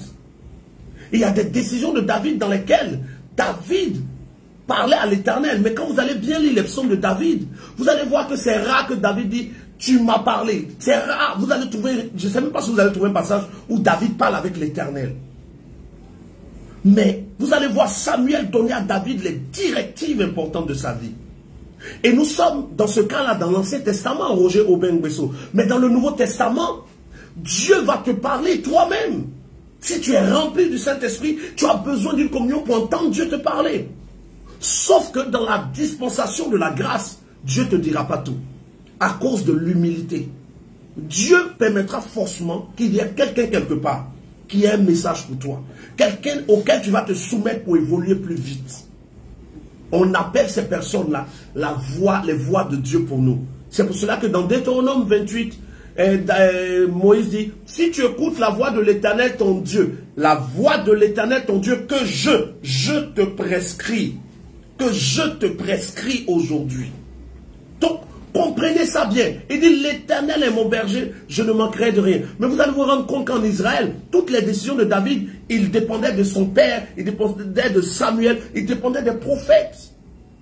Dieu avait établi en Israël des prophètes, malgré que la Torah était là, malgré que la loi était écrite, Dieu a établi des prophètes. Parce que Dieu sait que la loi, c'est pour la gestion de la morale. Mais la vie de chaque jour, les décisions de chaque jour, la loi ne peut pas régler cela. La Bible ne peut pas te conduire. La Bible donne les bases de la morale, les bases que nous ne devons pas quitter, derrière lesquelles nous devons nous arrêter. Mais pour la marche dans le règne de Dieu de tous les jours, il faut une communion avec le Saint-Esprit. Il faut une communion avec le Saint-Esprit. Et quand vous venez dans le livre des Actes des Apôtres, chapitre 13, pour ceux qui disent qu'il n'y a plus de prophètes, Actes chapitre 13, verset 1. Quelqu'un pour lire, vous êtes dit? Il y avait dans l'église d'Antioche. Il y avait dans l'église d'Antioche des prophètes et des docteurs. Des prophètes et des docteurs. Barnabas. Relis ça. Il y avait dans l'église d'Antioche des prophètes et des docteurs. Barnabas, Siméon. Il y avait dans l'église d'Antioche des prophètes et des docteurs. Frère, quand nous sommes dans Actes chapitre 13, Jésus est mort, il est ressuscité, mais les prophètes quand même existent encore. Pourtant, Dieu va permettre après qu'il y ait un livre qu'on va appeler la Bible. Mais même quand le livre arrive, dans ce livre, il faut faire la part des choses, il faut le discernement. Malgré que Dieu avait donné la loi à Moïse, Dieu avait fait venir des prophètes. Malgré que Jésus-Christ doit mourir, il dit, il est avantageux pour vous que je parte. Et il annonce le Saint-Esprit qui doit nous conduire. Frère, si tu n'as pas une dimension d'écoute avec Dieu, même si tu es né de nouveau, tu vas rester un enfant jusqu'à ta mort, souffrir, souffrir et souffrir. À cause des choix que tu vas faire. Et je prendrai des questions tout de suite. Pour ceux qui ont déjà écrit des questions, s'il vous plaît, n'écrivez pas maintenant parce que pendant que je donne le message, si je dois lire vos questions et répondre, je vais quitter la pensée du Saint-Esprit qu'il est en train de me donner. Laissez-moi finir. Et puis, vous allez pouvoir poser vos questions. Il voit déjà vos questions, remettez-les à plus tard. Et donc, le fils, c'est celui qui atteint le niveau où il peut entendre la voix de Dieu. L'enfant, c'est celui qui n'a pas encore entendu la voix de Dieu, qui est obligé de lire la Bible. Dieu donne la loi à Moïse, mais Dieu établit des prophètes. Regardez quand le peuple d'Israël devait aller en guerre, ils allaient lire la Torah? Non. Ils consultaient l'Éternel. David demande, irai-je en guerre? Pourquoi David demande, irai-je en guerre? Pourtant, David a une communion avec Dieu normalement. Non, David n'avait pas une réelle communion avec Dieu. David n'avait pas une réelle communion avec Dieu. Pourquoi? Parce que David est sous la loi. Or, sous la loi, il n'y avait pas de plénitude du Saint-Esprit. Sous la loi, il y avait des plénitudes ponctuelles. Des plénitudes ponctuelles. Les gens étaient remplis pour une mission précise. Mais les prophètes, eux, ils avaient l'avantage d'une plénitude, d'une visitation tournante de la présence de Dieu. Et donc, ils étaient plus disposés à dire la pensée de Dieu. Et donc, David savait cela. David se tournait vers les prophètes. Tous les rois en Israël, avant tous les combats, se tournaient vers les prophètes. Et ceux qui ont négligé d'aller vers les prophètes ont échoué. Voilà pourquoi, dans l'un des écrits de Chroniques, il est dit, mettez votre confiance en l'Éternel et vous réussirez. Confiez-vous en ses prophètes et vous aurez du succès. Quand le texte dit ça, c'est parce que dans l'ancienne alliance, les prophètes étaient les dépositaires de la pensée de Dieu. Mais maintenant, dans le Nouveau Testament, dans la Nouvelle Alliance, nous sommes tous capables d'avoir le Saint-Esprit. D'avoir une communion avec Dieu pour savoir ce que Dieu nous a donné par grâce. Et là où nous devons avoir cette communion, nous sommes devenus des lecteurs plutôt que des auditeurs. Eux qui n'avaient pas l'accès étaient des gens qui marchaient par le Saint-Esprit. Ils avançaient sans lecture. Comment Moïse a fait pour quitter l'Égypte et conduire le peuple d'Israël jusqu'en Canaan, à la limite de Canaan. Comment Moïse a fait? Quel était le livre que Moïse lisait pour aller les accompagner jusqu'à la limite de Canaan? Moïse ne lisait rien. Il entendait la voix de Dieu. Oh frère, si vous pouviez commencer à soupirer après entendre la voix de Dieu. On a volé notre communion avec Dieu en nous donnant un livre et on nous a fait croire que ce livre doit conduire nos vies. Pendant que Jésus dit, il est avantageux pour vous que je parte, car si je m'en vais, je vous enverrai quelqu'un. Il vous conduira. Le verbe est clair. Il vous conduira. Et on nous a dit, non, c'est le livre qui doit nous conduire. Et aujourd'hui, on est en train de lire. On lit, on a bossé Genèse, on a bossé Exode, et on prend les passages qu'on a lus et on se clash entre nous. Lui l'a dit, la femme prêche, l'autre dit, la femme ne prêche pas. Lui l'a dit, la femme doit sauter, l'autre dit, la femme ne saute pas. Lui l'a dit, on donne Bible, lui l'a dit, on ne donne pas et des histoires inutiles. Pendant que si nous étions à l'écoute du Saint-Esprit, comme Marie, ce jour-là où Jésus était dans la maison de Marie. Marie était au pied du Seigneur. Elle écoutait le Seigneur parler. Marthe était occupée, mais Marie était au pied du Seigneur. Et le Seigneur dit, elle a choisi la bonne part.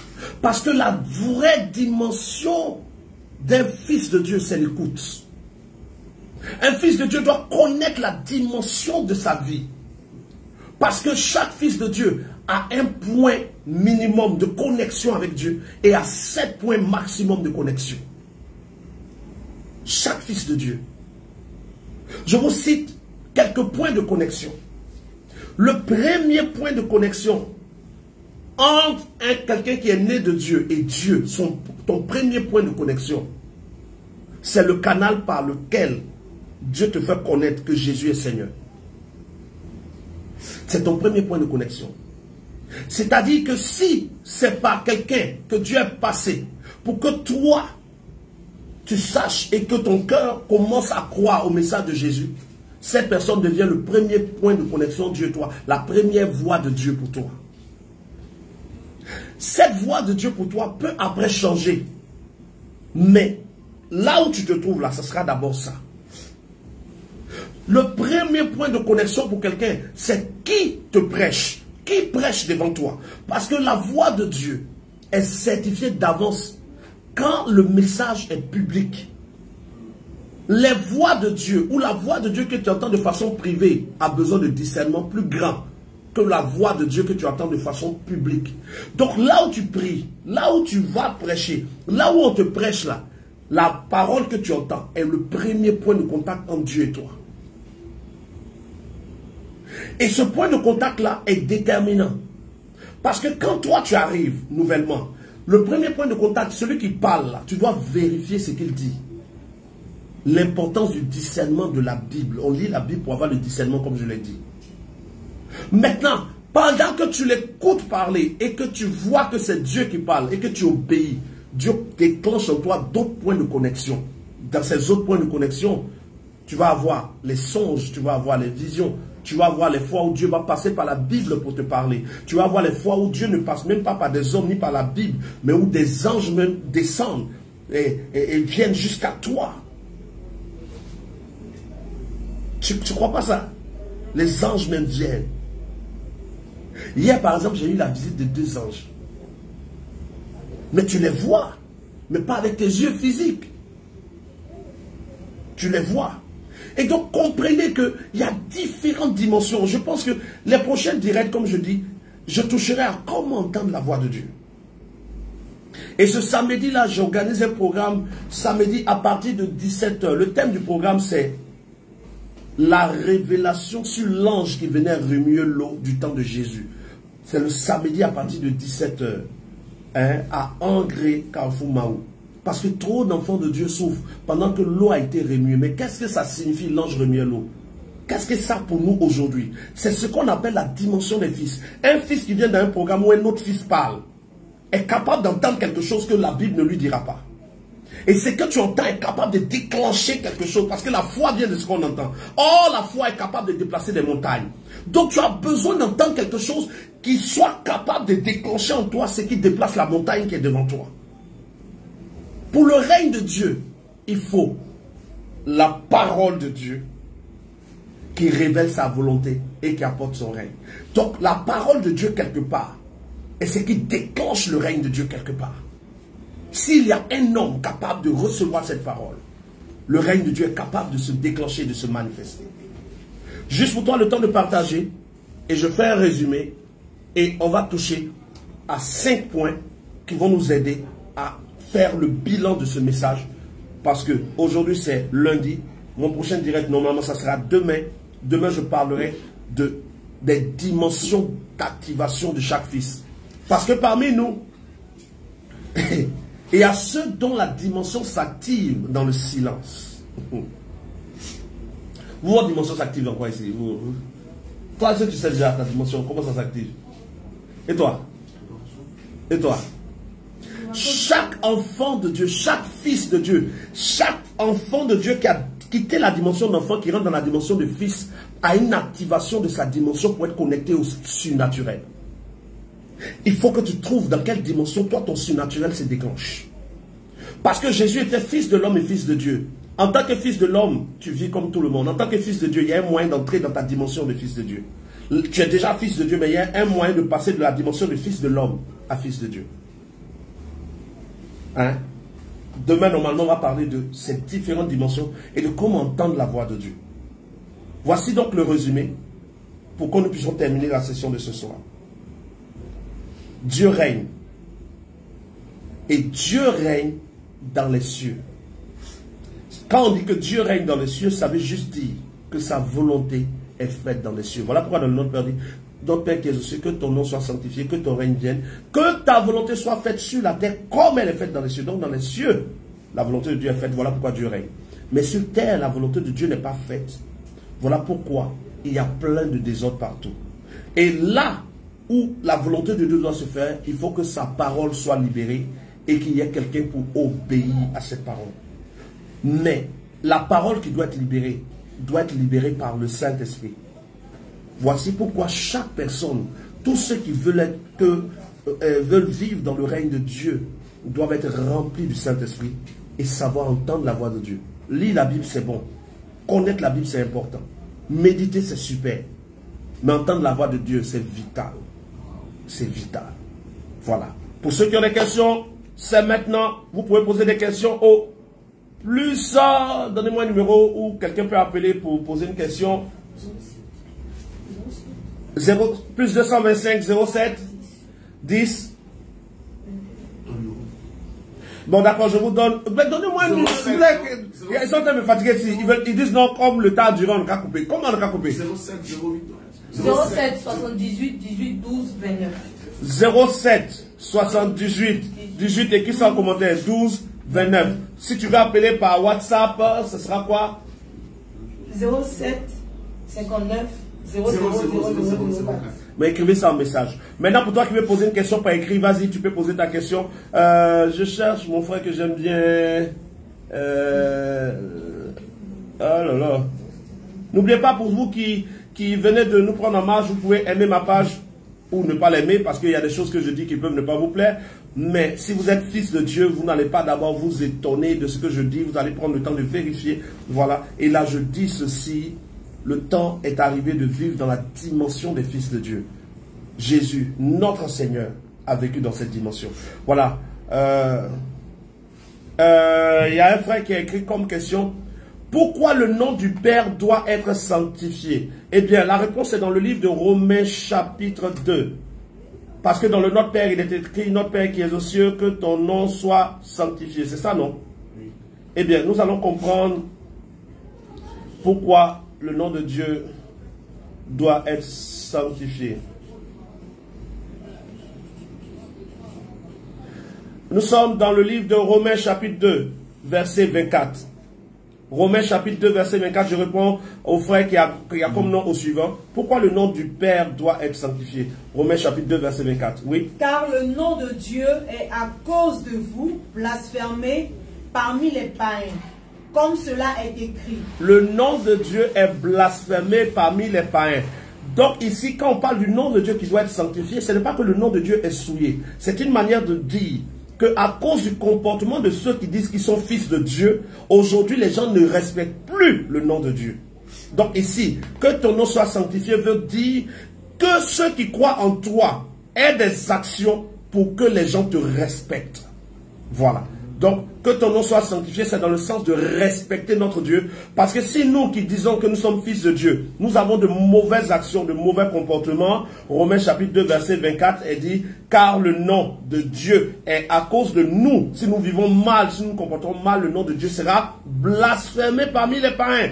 Voilà pourquoi, pour ne pas que le nom de Dieu soit blasphémé, Jésus dit: quand vous voulez être fils de Dieu, cherchez à ce que le nom de Dieu soit sanctifié, c'est-à-dire obéissez à Dieu, à sa parole. Et quand vous obéissez à sa parole, cela révèle que vous obéissez à sa volonté, que vous êtes dans son règne. Et si vous êtes dans son règne, son nom sera sanctifié, parce que les païens verront les témoignages, les païens verront la fidélité de Dieu, les païens verront les actions de Dieu. On verra la droite de l'Éternel dans ta vie. On ne te verra pas misérable en train de souffrir pour blasphémer le nom de ton Dieu. Voilà. Quelqu'un d'autre qui a une question sur le plus 225 07 59 00000004 à la fin. Voilà, là c'est par WhatsApp, par appel c'est plus 225 07 78 18 12 29. Nous parlons de comment marcher dans le règne de Dieu par le Saint-Esprit. Franck Nazara dit: bonsoir prophète et merci beaucoup pour ce direct. David n'est pas un prophète. Si David est un prophète. David est un prophète et nous savons que David est un prophète grâce au livre des Actes des Apôtres. Nous allons vérifier rapidement Actes des Apôtres. J'attends vos questions, frère.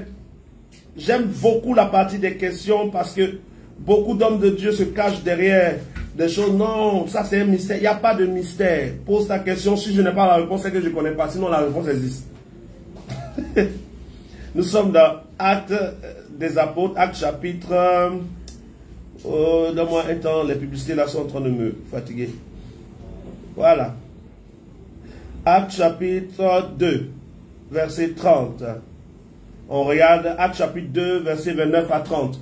Actes chapitre 2, verset 29 à 30. Homme frère, qu'il me soit permis de vous dire librement au sujet du patriarche David, qu'il est mort, qu'il a été enseveli et que son sépulcre existe encore aujourd'hui parmi nous. Comme il était prophète et qu'il savait que Dieu lui avait promis avec serment de faire... Comme il était quoi? Prophète. David était prophète, oui. Mais David était prophète à quel moment? Quelle était la dimension prophétique de David? La dimension prophétique de David, c'était quoi? C'était dans la dimension de l'adoration. Voilà pourquoi les psaumes de David ne sont que des psaumes prophétiques. Dans les psaumes de David, David annonce le Messie. David annonce la mort du Messie. David annonce la souffrance du Messie. David avait une dimension prophétique qui lui permettait de chanter des choses ou de psalmodier des choses qui vont arriver. Mais David n'avait pas la dimension prophétique pour entendre Dieu lui parler de lui-même. Regardez bien, il y a beaucoup d'hommes de Dieu qui sont sur ce direct qui vont confirmer cela. Beaucoup de personnes qui vous donnent des révélations parfois ne savent rien sur eux-mêmes. Des fois, tu donnes des paroles à des gens pour leur vie. Tout ce que tu vas leur dire, ils appliquent et ça marche. Mais toi-même, dans ta propre vie, tu ne sais pas comment avancer. Parce que des fois, tu veux poser des actes, tu pries, c'est comme si tu n'entends pas la voix de Dieu. Parce que pour toi, ta voix, la voix de Dieu vient de quelqu'un d'autre. Pourtant, toi, tu es la voix de Dieu pour quelqu'un d'autre. Il y a une dimension prophétique où toi-même, tu ne reçois pas directement ce qui te concerne. David était prophète, mais il n'entendait pas ce qui le concernait lui-même. Les choses les plus importantes, j'ai précisé. Parce que, oui, Dieu veut que je l'adore, Dieu veut que je fasse un psaume, tout ça, il entendait. Mais les choses pour ses propres choix, les choix les plus importants, venaient de Samuel et de d'autres prophètes. Voilà. Quelqu'un d'autre? Roger Aubin-Nguesso dit, prophète, la parole de Dieu n'est-elle pas la base de notre communion avec Dieu, vu que cette information émane de la Bible? La parole de Dieu, ça veut monter. Prophète, la parole de Dieu n'est-elle pas la base de notre communion avec Dieu? Non. Écoute, Roger Aubin, essaie d'analyser ça avec moi et les frères qui êtes là, soyez là aussi et analysez. Quand on parle de communion entre deux personnes, on parle d'union. Communion. Union commune. Unis ensemble. C'est parce que nous sommes en communion avec Dieu qui nous parle. La parole ne nous met, c'est pas la parole notre communion, mais la parole de Dieu montre notre communion. C'est parce que nous sommes unis à lui. Comment est-ce que nous sommes en communion avec Dieu? Ce n'est pas la parole qui nous a mis en communion avec Dieu, mais nous communions avec lui par la parole. Parce que nous étions déjà en communion. Qu'est-ce qui nous met en communion avec Dieu? C'est la nouvelle naissance. Nous devenons membres de la famille de Dieu. Nous nous sommes repentis. Nous avons été baptisés et nous sommes devenus membres de la famille de Dieu. Nous sommes maintenant en communion, ayant été réconciliés avec Dieu par Jésus. Quand nous sommes réconciliés avec Dieu par Jésus, nous sommes maintenant en communion les uns avec les autres. Et le sang de son Fils Jésus nous purifie de tout péché. 1 Jean chapitre 1 verset 9. Et donc, maintenant que je suis en communion avec Dieu, il faut que je sois capable d'augmenter, de grandir dans ma communion avec Dieu. Parce que le premier niveau de ma communion avec Dieu, c'est les écrits. Je vais lire la Bible, des gens vont me parler. Mais je dois arriver à un niveau où Dieu me parle directement, à un niveau où j'entends la voix de Dieu. À un niveau où moi aussi, Dieu devient un confident, un ami avec moi. Quelqu'un qui me parle. Et même quand tu vas atteindre le niveau où Dieu te parle clairement, il y aura toujours parfois quelqu'un que Dieu utilise pour te dire quelque chose, pour que tu restes dans l'humilité. Je prends la prochaine question. Oh là là là, les gars.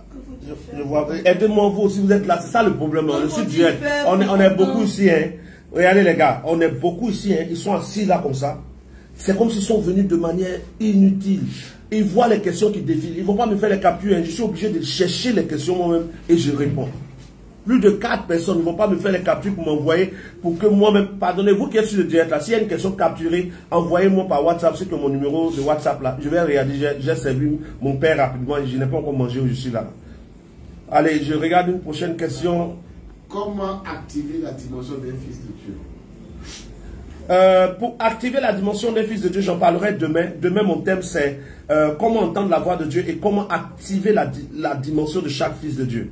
Hein? Je salue Idriss Bonkungu depuis Soubré, que la grâce de Dieu soit sur nous. Au suivant, dit quel est le rôle du prophète de notre temps actuel? Quel est le rôle des prophètes ou du prophète? Hein? Au suivant, s'il te plaît, dis-moi bien ta question. Du prophète ou des prophètes? Parce qu'il n'y a pas un seul prophète. On peut communiquer avec le Saint-Esprit comme on cause avec quelqu'un. C'est la question de Hassan Keji. Est-ce qu'on peut communiquer avec le Saint-Esprit comme on cause avec quelqu'un? C'est plus loin que ça. Il y a une dimension de l'échange. Ici, quand on dit communier, c'est pas communiquer, c'est communiquer. C'est ça, non? Quand on parle de communiquer avec le Saint-Esprit, il y a une dimension de la communication avec le Saint-Esprit que j'ai expérimenté, par exemple. C'est-à-dire, il m'est arrivé de regarder mon heure, de regarder la montre comme ça. Je regarde la montre, je vois dessus 22 heures. Il est 7 heures. C'est-à-dire, au moment où je regarde ma montre, il est 22 heures. Je dis, Père, merci pour ce que tu es pour moi. Quelques instants après, j'ouvre les yeux, il est 7 heures du matin. Il s'est écoulé 9 heures de temps pendant que je n'ai dit que 2 mots. Il y a des dimensions, frères, que Dieu a réservées pour nous qu'on doit expérimenter. C'est réel. C'est réel, c'est réel. Ce n'est pas comme parler avec un homme. Parler à un homme, c'est il dit un, tu dis. Quand Dieu veut te parler à un certain niveau, il imprime dans ta pensée tout ce qu'il t'aurait dit. Et tu as l'impression qu'il est en train de parler avec toi. Oh, la pensée est totale là. Et maintenant, c'est à toi de la comprendre. Et de revenir vers lui pour répondre. Donc, l'échange avec Dieu peut changer de direction. C'est pas un échange figé. C'est dans plusieurs sens. Voilà. Et on a au suivant qui dit, quel est le rôle des prophètes? Aujourd'hui, le vrai rôle des prophètes, c'est de rétablir la vérité. Les prophètes que Dieu nous donne, nous qui sommes prophètes aujourd'hui, nous ne sommes pas là pour dire l'âge et le numéro de téléphone de quelqu'un. Tous les prophètes que vous voyez qui font beaucoup de paroles de connaissance, oui, je vois une ville, je vois un pays, tu es dans telle ville, alléluia, j'entends un nom, tout ce que vous voyez là, ce n'est pas des ministères de prophètes. C'est un don qui manifeste. Et certains d'entre eux-mêmes ne se cachent pas, ils vous disent qu'ils sont voyants. C'est la voyance, comme la nécromancie. Pas que le don de révélation n'existe pas, pas que la parole de connaissance n'existe pas. Il y en a parmi ces gens qui donnent des révélations qui sont de Dieu. Mais le but des prophètes, du ministère prophétique, c'est de ramener le cœur des fils vers le Père. C'est de rétablir ce qui a été déformé afin que les fils de Dieu retournent vers le Père. Les prophètes doivent entendre Dieu leur dire ce qu'ils doivent annoncer afin que le peuple se prépare. Ils ont pour mission de préparer le peuple pour l'enlèvement parce que le Saint-Esprit va passer par eux pour donner des messages au peuple. Ils ont pour mission de révéler le cœur de Dieu. Ils ont pour mission de révéler les missions des hommes. C'est-à-dire un prophète va te dire par exemple que toi ton appel c'est tant. Dieu me montre que tu es appelé à faire tant. Donc les prophètes ne sont pas là pour donner l'âge et les numéros de téléphone des gens. Si ça arrive, c'est que ce jour-là, Dieu a voulu cela. Voilà. Pourquoi tantôt Dieu et tantôt Père? Je veux savoir la différence de Ange Jesson. Pourquoi tantôt Dieu? Qui dit tantôt Dieu? Qui dit tantôt Père? S'il te plaît. Quand tu dis tantôt Dieu, tantôt Père, c'est dans la Bible, tantôt Dieu, tantôt Père, ou comment je parle? Voilà, pour que je ne dise pas n'importe quoi. Quand moi je parle, c'est quand moi je parle, je vais t'expliquer. Si c'est dans la Bible, je vais t'expliquer. Voilà. Cliff Masenga qui dit, prophète, comment prier pour avoir le Saint-Esprit? Cette question, j'y réponds demain. Roger Aubin dit, la dimension étrange des choses de l'Esprit. Prophète, la Bible parle de la nuée des témoins. La nuée des témoins. Est-ce que l'Esprit de Samuel peut venir à un temps de prière? Non, la nuée des témoins, dont parle Hébreux chapitre 12. Je crois que c'est Hébreux chapitre 12. Nous donc entourés d'une si grande nuée de témoins. Regardons ensemble Hébreux 12 si je ne me trompe pas. Hébreux chapitre 12. Verset 1. Nous donc aussi, puisque nous sommes environnés, je ne te fais plus lire toi là. Rappelez-moi que celle qui a lu aujourd'hui là, il ne va plus la faire lire. Nous donc aussi, puisque nous sommes environnés d'une si grande nuée de témoins, rejetons tout fardeau et le péché qui nous enveloppe si facilement et courons avec persévérance dans la carrière qui nous est ouverte. Nous donc aussi, puisque nous sommes environnés d'une si grande nuée de témoins, je suis dans Hébreux chapitre 12. Les gens ont expliqué d'autres choses par rapport à ce texte. Je vais vous donner l'explication qui est la plus juste selon moi et selon ce que j'ai reçu de Dieu. Hébreux chapitre 12. Non, attends. Ma connexion est en train de me... Hébreux chapitre 12. Verset combien? Verset 1. Voilà. Donc, nous, donc aussi, puisque nous sommes environnés d'une si grande nuée de témoins. Ici, le mot nuée de témoins, nuée fait plutôt référence à multitude. Nuée, vient du mot grec qui est néphos. Néphos veut dire multitude, veut dire une foule, veut dire beaucoup d'eux. Donc ici, il dit, nous donc aussi, puisque nous sommes environnés de beaucoup de témoins, rejetons tout fardeau et le péché qui nous enveloppe si facilement. Certaines personnes ont fait croire que la nuée de témoins fait allusion à tous ceux qui sont morts, qui nous entourent. Ce n'est pas la vérité. Il est vrai que ceux qui sont montés ont la capacité de voir ceux qui sont encore sur terre. Mais ceux qui sont montés ne sont pas cette nuée dont parle Hébreux chapitre 12, verset 1. Voilà, si tu as besoin de plus d'approfondissement dessus, je suis disponible. Voilà, on y va. Comment distinguer la voix de Dieu? Car souvent, des voix pourraient te faire prendre des décisions qui semblent être bonnes. Mais pour distinguer la voix de Dieu, il faut, quand tu es encore en train d'apprendre à connaître la voix de Dieu, il faut avoir un mentor, quelqu'un qui lui comprend et qui entend très bien la voix de Dieu. Voilà pourquoi quand Samuel était couché dans le temple, Samuel a entendu une voix qui lui a dit, Samuel, Samuel. Il s'est levé, il est allé vers qui? Il est allé vers Élie, le sacrificateur. Et Élie lui a dit, va te coucher. Samuel allait se coucher. Il a entendu encore, Samuel, Samuel, il est venu, il dit, Élie, maître, tu m'as appelé? Il dit, non, va te coucher. Mais si la voix t'appelle encore, dit, Seigneur, ton serviteur, écoute. Quand il est parti, cette fois-ci, Dieu lui a parlé. Il avait quelqu'un pour attester de la voix. Il faut dans ta vie quelqu'un qui atteste de la voix qui te parle.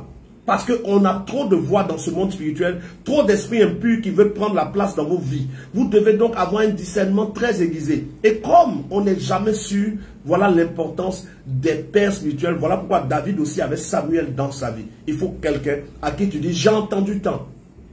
Qu'est-ce que tu en penses? Et il va prier et te dire, ce que tu as entendu, c'est Dieu, continue. Mais si tu te dis, c'est pas Dieu, rentre dans le jeûne pour que Dieu t'éclaire. Voilà. Comment savoir qu'on est rempli de l'esprit? Au suivant dit, merci beaucoup, tu expliques trop bien les choses. Gloire au Père. Amen, amen. Laurent, le pèlerinage, dit, bonsoir prophète de Dieu, je suis nouveau dans ce groupe, je vous suis très bien depuis Kinshasa, RDC Congo. Priez aussi pour moi que Dieu me donne ce que mon cœur désire. Oui, nous serons demain. Je veux préciser, on l'a déjà dit, je crois, que pour ceux qui veulent vivre dans le règne de Dieu, la prière ne te fera pas vivre le règne de Dieu. On ne prie pas pour entrer dans le règne de Dieu, on prie pour entendre la volonté de Dieu. Et quand on a la volonté de Dieu, la parole de Dieu, on l'a reçue, on applique ce qui est dit par Dieu et on voit son règne. La prière pour savoir ce que Dieu veut, l'obéissance est pour voir ce que Dieu veut. La prière pour savoir ce que Dieu veut, l'obéissance est pour voir arriver ce que Dieu veut. Voilà. Sia Titi Narcisse dit, Daddy, à vous entendre, une assurance pénètre mon cœur et ma foi grandit. Alléluia. Super. C'est tout ça là qui me plaît dans mon ministère. Parce que quand Dieu m'a appelé, je lui ai dit, Seigneur, je ne veux pas être un prophète de plus. Et je ne veux pas être un prophète qui passe son temps à donner l'âge des gens, les numéros de téléphone. Parce qu'eux-mêmes, ils connaissent déjà leur numéro de téléphone. Et gloire à Dieu, nous donnons un message qui donne à des enfants de devenir des fils. Et à des fils de monter à un niveau supérieur. Quelqu'un, une autre question? Comment savoir qu'on est rempli de l'Esprit, prophète? Comment savoir qu'on est rempli du Saint-Esprit? La plénitude du Saint-Esprit est l'achèvement d'un processus. Lorsque tu as bien respecté le processus, tu vas voir des signes de la présence du Saint-Esprit. Mais comme demain, on parle de comment entendre la voix du Saint-Esprit et comment rentrer dans sa propre dimension, parce que chacun de nous a une dimension spirituelle différente. Chacun de nous. Il y a une manière par laquelle tu as accès au monde spirituel de Dieu. Et donc, demain, je parlerai de cette manière, de comment entrer dans la dimension avec Dieu. Et je parlerai de comment entendre la voix de Dieu. J'aimerais que demain, après l'enseignement, vous me reposiez la question de comment être rempli du Saint-Esprit. Quelqu'un a une autre question? Le parler en langue, prophète, aiguise-t-il nos sens spirituels? Le parler en langue n'aiguise pas les sens spirituels. Le parler en langue est un langage qui a plusieurs fonctions. Il y a un parler en langue qui est donné par Dieu, au travers duquel Dieu parle aux gens par toi. On appelle ça la diversité de langue. Il y a un parler en langue qui est appelé diversité de langue, mais qui n'est pas toi qui parles à Dieu, mais Dieu qui parle par toi à des gens qui n'ont pas la même ethnie que toi. Diversité de langue. Et quand tu parles la diversité de langue, tu peux être en Arabie Saoudite, tu ne connais pas leur langage, mais tu commences à parler et ils t'entendent. C'est ce qui s'est passé à la Pentecôte. Il y a un autre parler en langue qui est le don de prophétie, mais qui sort dans une langue inconnue. Et c'est là qu'on parle d'interprétation de langue. Tu es dans l'assemblée, tu commences à parler, et puis quelqu'un se lève là-bas, ainsi parle l'Éternel. C'est une prophétie, mais qui sort dans une langue étrangère à ceux qui sont présents. Il y a besoin d'un don d'interprétation. Maintenant, il y a un parler en langue qui est pour ton édification personnelle. Pendant que tu parles ce parler en langue là, Dieu, celui qui sonde les cœurs, sait ce que l'Esprit dit. Et il t'exauce parce que tu dis des mystères que Dieu comprend. Voilà. Prophète, Adam écoutait Dieu parler. Avait-il le Saint-Esprit? Si oui, comment s'en est-il détourné? Déjà, comprenons que le Saint-Esprit, quand il vient en toi, il ne te quitte pas. On peut attrister le Saint-Esprit, mais il ne nous quitte pas. Adam a été créé à l'image de Dieu, du souffle de Dieu.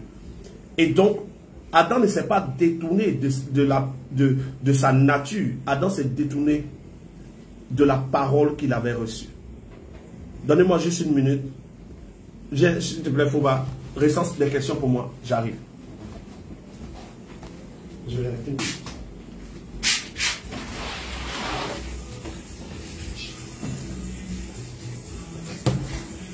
Alors, c'est le lieu de poser vos questions. Je les recense. Posez vos questions, posez vos questions.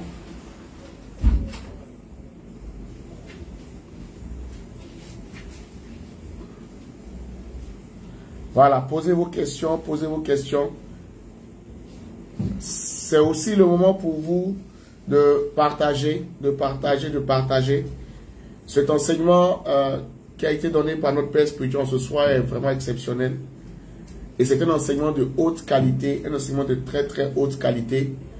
Ne manque surtout pas de partager, Et surtout, je profite pour vous rappeler le rendez-vous de demain. Demain, notre Père spirituel, le prophète Guillaume Kofi sera en direct pour traiter du sujet de comment activer la dimension de Fils de Dieu et comment entendre la voix de Dieu. Tu ferais bien de ne pas manquer ce direct et de te connecter. Et n'oublie pas le programme de ce samedi du côté de André Carrefour Maou, dénommé Zone Divine, qui est un programme d'impactation, un programme de puissance, un programme de délivrance et de guérison. C'est un rendez-vous divin où Dieu, par la bouche de son oint, notre Père spirituel, le prophète Guillaume Kofi, fera du bien à plusieurs personnes, rétablira plusieurs personnes dans leur destinée. La guérison se fera et s'opérera par la puissance de Dieu en ce samedi-là. C'est à partir de 17h jusqu'à ce que on finisse autour de 19h, 20h, Dieu sûrement te visitera.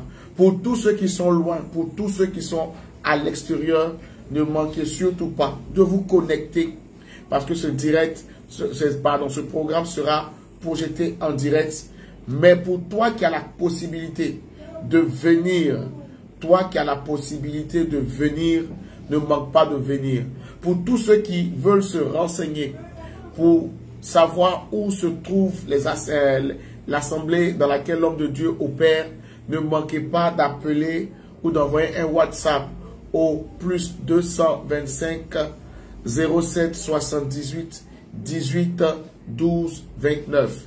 Plus 225 07 59 00 00 04. Et on pourra vous envoyer, pour ceux qui veulent, qui seront en train de venir, on pourra vous envoyer la localisation GPS. On pourra aussi vous faire connaître plusieurs choses. Alors, continue de partager. Et voilà, les questions viennent au fur et à mesure.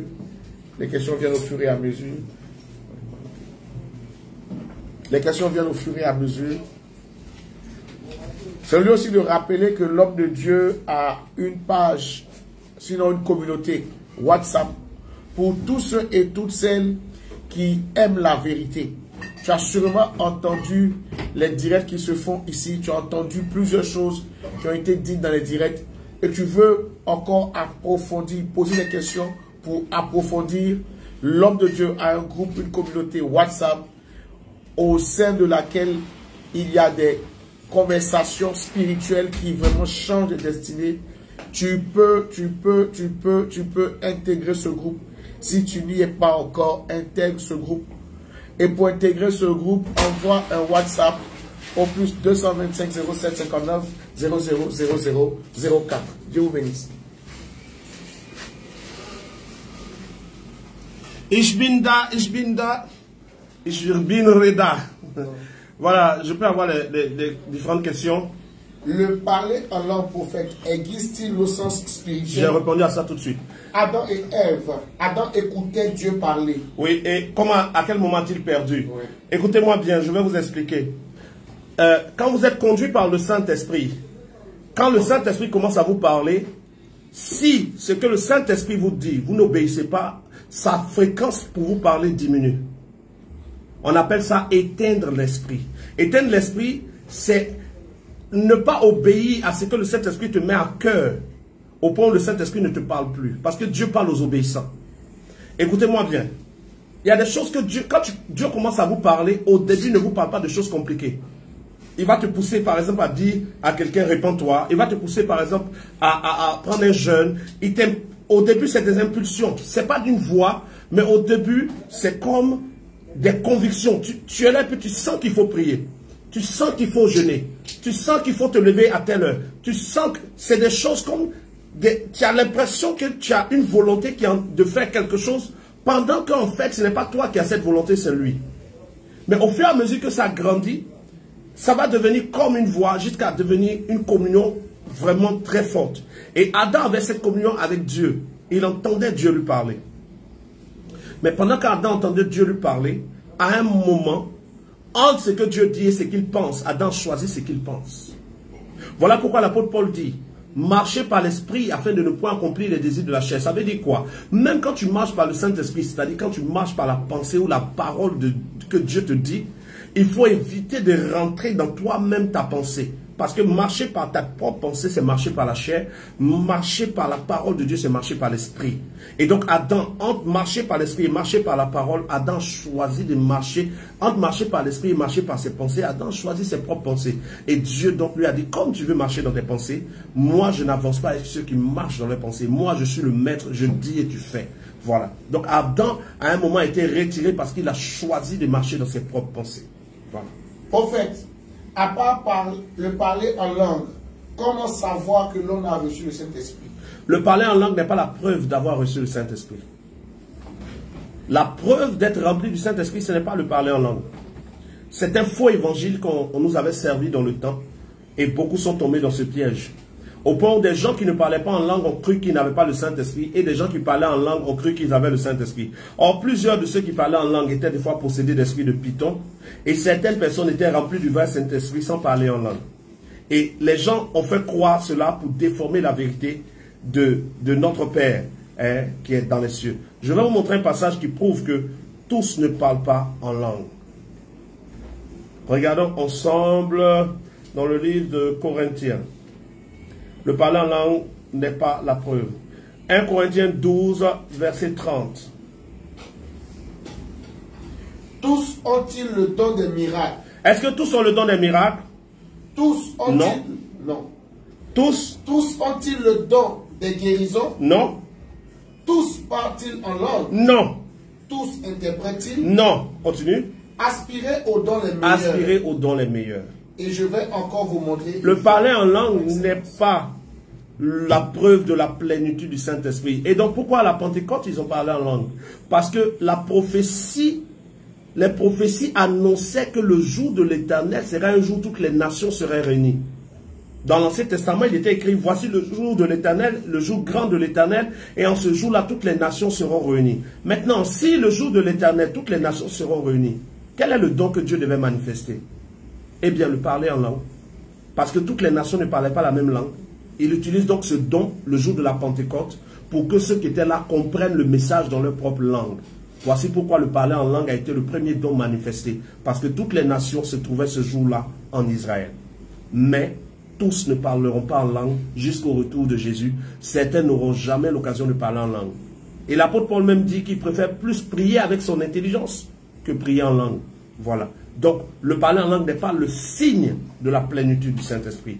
Quel est donc le signe de la plénitude du Saint-Esprit? Regardons ensemble dans les évangiles. Nous regardons, nous sommes dans Matthieu, non? Donnez-moi juste une minute, restons ces questions au fur et à mesure parce que quand ça monte, tu vas louper la question de quelqu'un. Demain aussi, demain je serai là à partir de 20h15, hein, on pourra aussi, il y aura des questions juste après.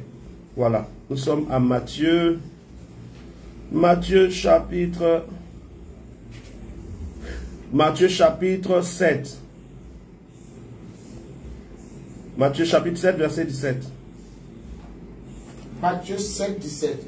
Tout bon arbre porte de bons fruits, mais le mauvais arbre portent de mauvais fruits. Et le verset 16, vous les reconnaîtrez à leurs fruits. Cueille-t-on des raisins sur des épines ou des figues sur des chardons? On reconnaîtra l'arbre à son fruit. Donc, on reconnaît la plénitude du Saint-Esprit en quelqu'un quand on voit le fruit de l'Esprit en la personne. Et ce fruit de l'Esprit est dans Galates chapitre 5, verset 22. Voici donc. Mais le fruit de l'Esprit, c'est l'amour. C'est la joie, la paix, la patience, la bonté, la bénignité, la fidélité, la douceur, la tempérance. Voici le fruit de l'Esprit. On reconnaît l'arbre à son fruit. Remarquez qu'on ne dit pas on reconnaît l'arbre à ses fruits, mais on dit on reconnaît l'arbre à son fruit. Parce que le Saint-Esprit n'a pas beaucoup de fruits. Il a un seul fruit dans lequel toutes ces choses sont. Regardons bien le texte. Nous sommes dans Galates chapitre 5. Galates chapitre 5 verset 22. Mais le fruit de l'Esprit. Ce n'est pas écrit mais les fruits. Mais c'est écrit mais le fruit de l'Esprit. Ça veut dire que c'est un seul fruit qui renferme tout ça. Et donc quand le Saint-Esprit te remplit, tout ça est en toi. Mais ça va se développer progressivement. Donc tu peux être rempli du Saint-Esprit et avoir l'impression que tu n'as pas la patience. Mais c'est quelque chose à développer. En fait, la sémence de l'Esprit est en toi et tu dois faire grandir cette sémence jusqu'à ce que le fruit apparaisse. Oui. Le Saint-Esprit en nous s'impose en nous ou nous laisse dans notre libre arbitre encore. Quand tu es rempli du Saint-Esprit, le Saint-Esprit ne s'impose pas. Le Saint-Esprit te donne d'utiliser ton libre arbitre pour dominer, laisser Dieu dominer en toi. Si le Saint-Esprit s'imposait, il n'y aurait pas de récompense dans le ciel. Les récompenses sont pour les violents. Voilà pourquoi dans Apocalypse chapitre 2, Jésus dit à Jean, à celui qui vaincra, je donnerai le fruit de vie. À celui qui vaincra, à celui qui vaincra. Pourquoi on parle de vaincre? Vaincre sa chair, vaincre sa volonté, vaincre ses envies, vaincre ses désirs pour obéir à Dieu. Voici pourquoi il est écrit, le royaume des cieux est forcé, ce sont les violents qui s'en emparent. Parce que le Saint-Esprit ne va pas t'obliger à obéir à Dieu. Il est présent, il va te dire ce que Dieu veut. Tu vas entendre, mais c'est toi qui vas encore décider. Est-il possible de perdre la connexion avec le Saint-Esprit ou pas? Oui, c'est possible de perdre la connexion avec le Saint-Esprit, je l'ai déjà dit. Si vous n'obéissez pas au Saint-Esprit, il ne vous parlera plus. Et il vous faudra vous repentir pour lui demander grâce pour qu'à nouveau Dieu vous parle. Dieu ne parle pas aux gens qui lui désobéissent. Cliff Masenga qui dit merci prophète, vous avez dit ce que le Saint-Esprit me disait depuis des années. Il n'y a qu'un fils de Dieu qui peut avoir cette révélation. Cliff Masenga, tu peux nous dire ce qu'il te disait depuis des années pour que nous tous on dise amen aussi. Titi Narcisse qui dit Daddy, il m'est arrivé des fois où une voix me disait d'être en prière et lorsque je me remettais cela à une heure ultérieure, les minutes suivantes, je sens une tristesse. Oui, si Narcisse, oui, ça c'est le Saint-Esprit qui fait ça.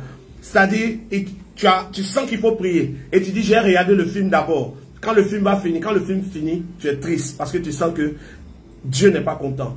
Dieu n'est jamais triste, Dieu n'est jamais fâché, mais Dieu nous communique des humeurs qui nous font comprendre son message. Donc, quand on dit n'attristez pas le Saint-Esprit, ce n'est pas parce que le Saint-Esprit est triste. Le fruit de l'Esprit, c'est la joie. Mais n'attristez pas le Saint-Esprit, c'est ne faites pas des choses qui vont faire que la joie que le Saint-Esprit veut vous donner sera enlevée.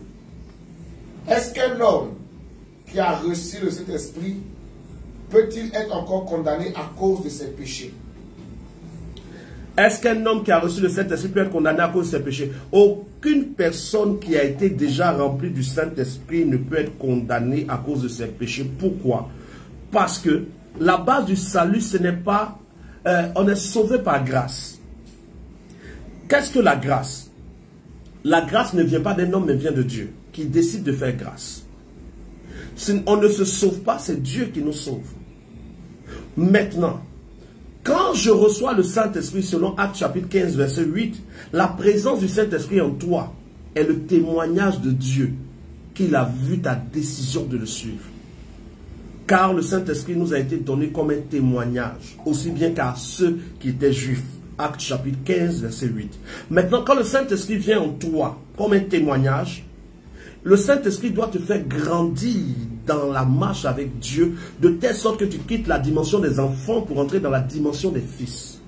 Mais si tu attristes le Saint-Esprit par une vie que Dieu ne veut pas, tu vas créer un enfer pour toi sur la terre. C'est-à-dire que tu vas traverser des choses que tu n'aurais pas dû vivre, tu vas endurer des choses que tu n'aurais pas dû endurer. Mais quoi que tu vas vivre, le Dieu qui t'a donné son esprit s'arrangera pour qu'à la dernière minute, comme le brigand sur la croix, tu sois sauvé. Sauf que tu vas souffrir des choses que tu n'aurais pas dû vivre.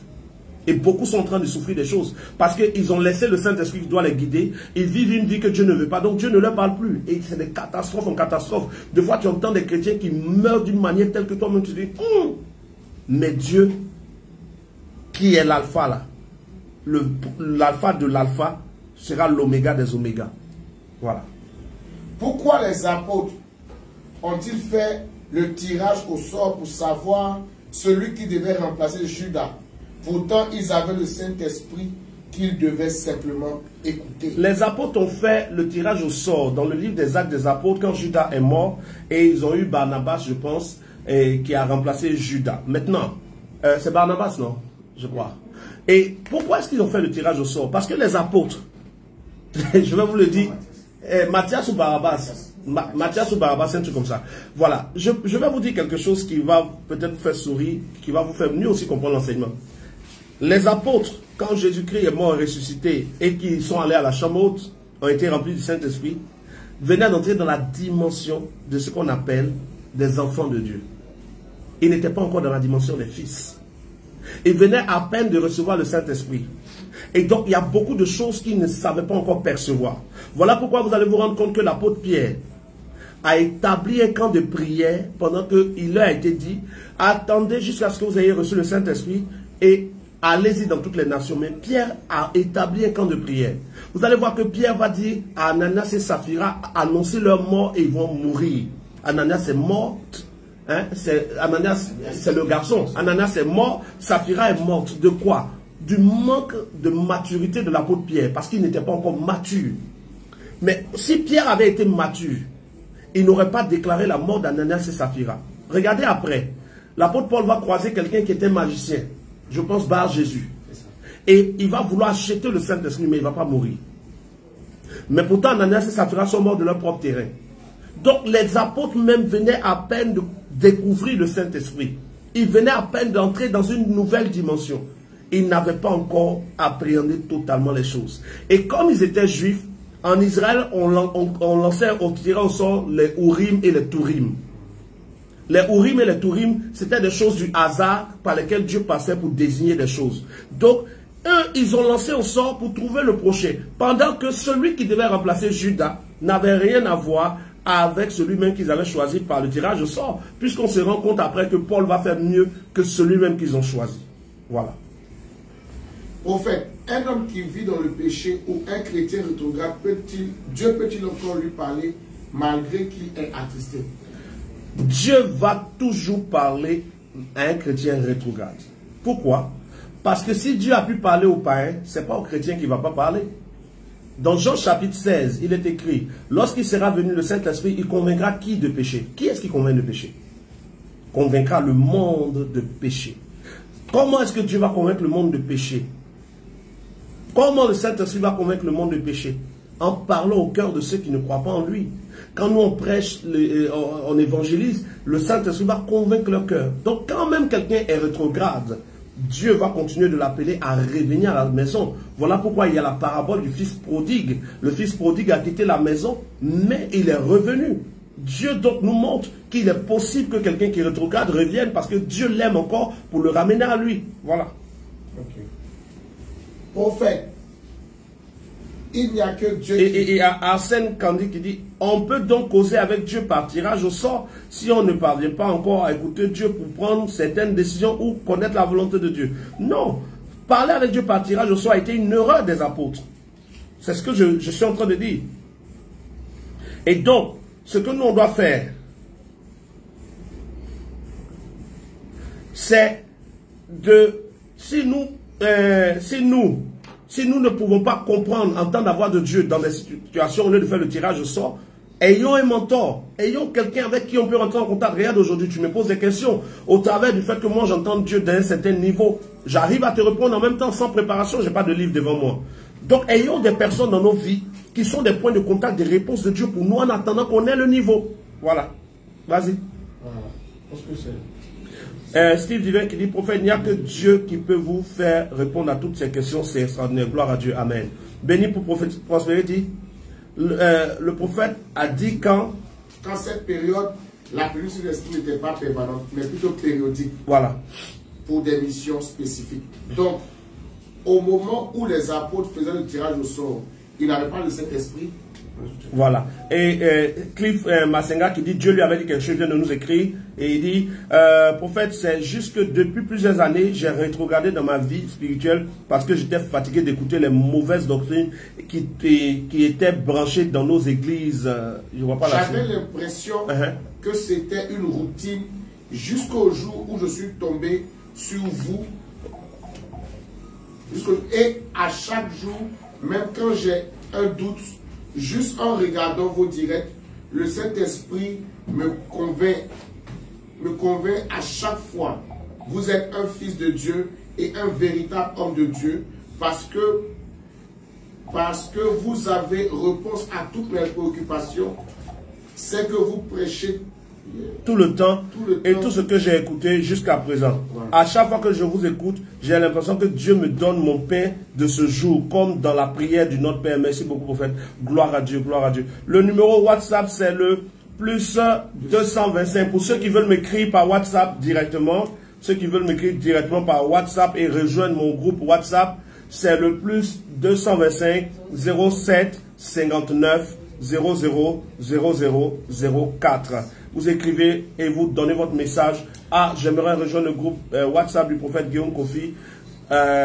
J'aimerais parler au prophète Guillaume Kofi. Je voudrais donc envoyer un message au prophète Guillaume Kofi.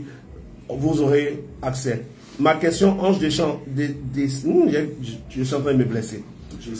Ange Deschamps. Ma question a été sautée. Le prophète. Oui, Ange Deschamps. Pardon, il faut ramener la question, s'il te plaît.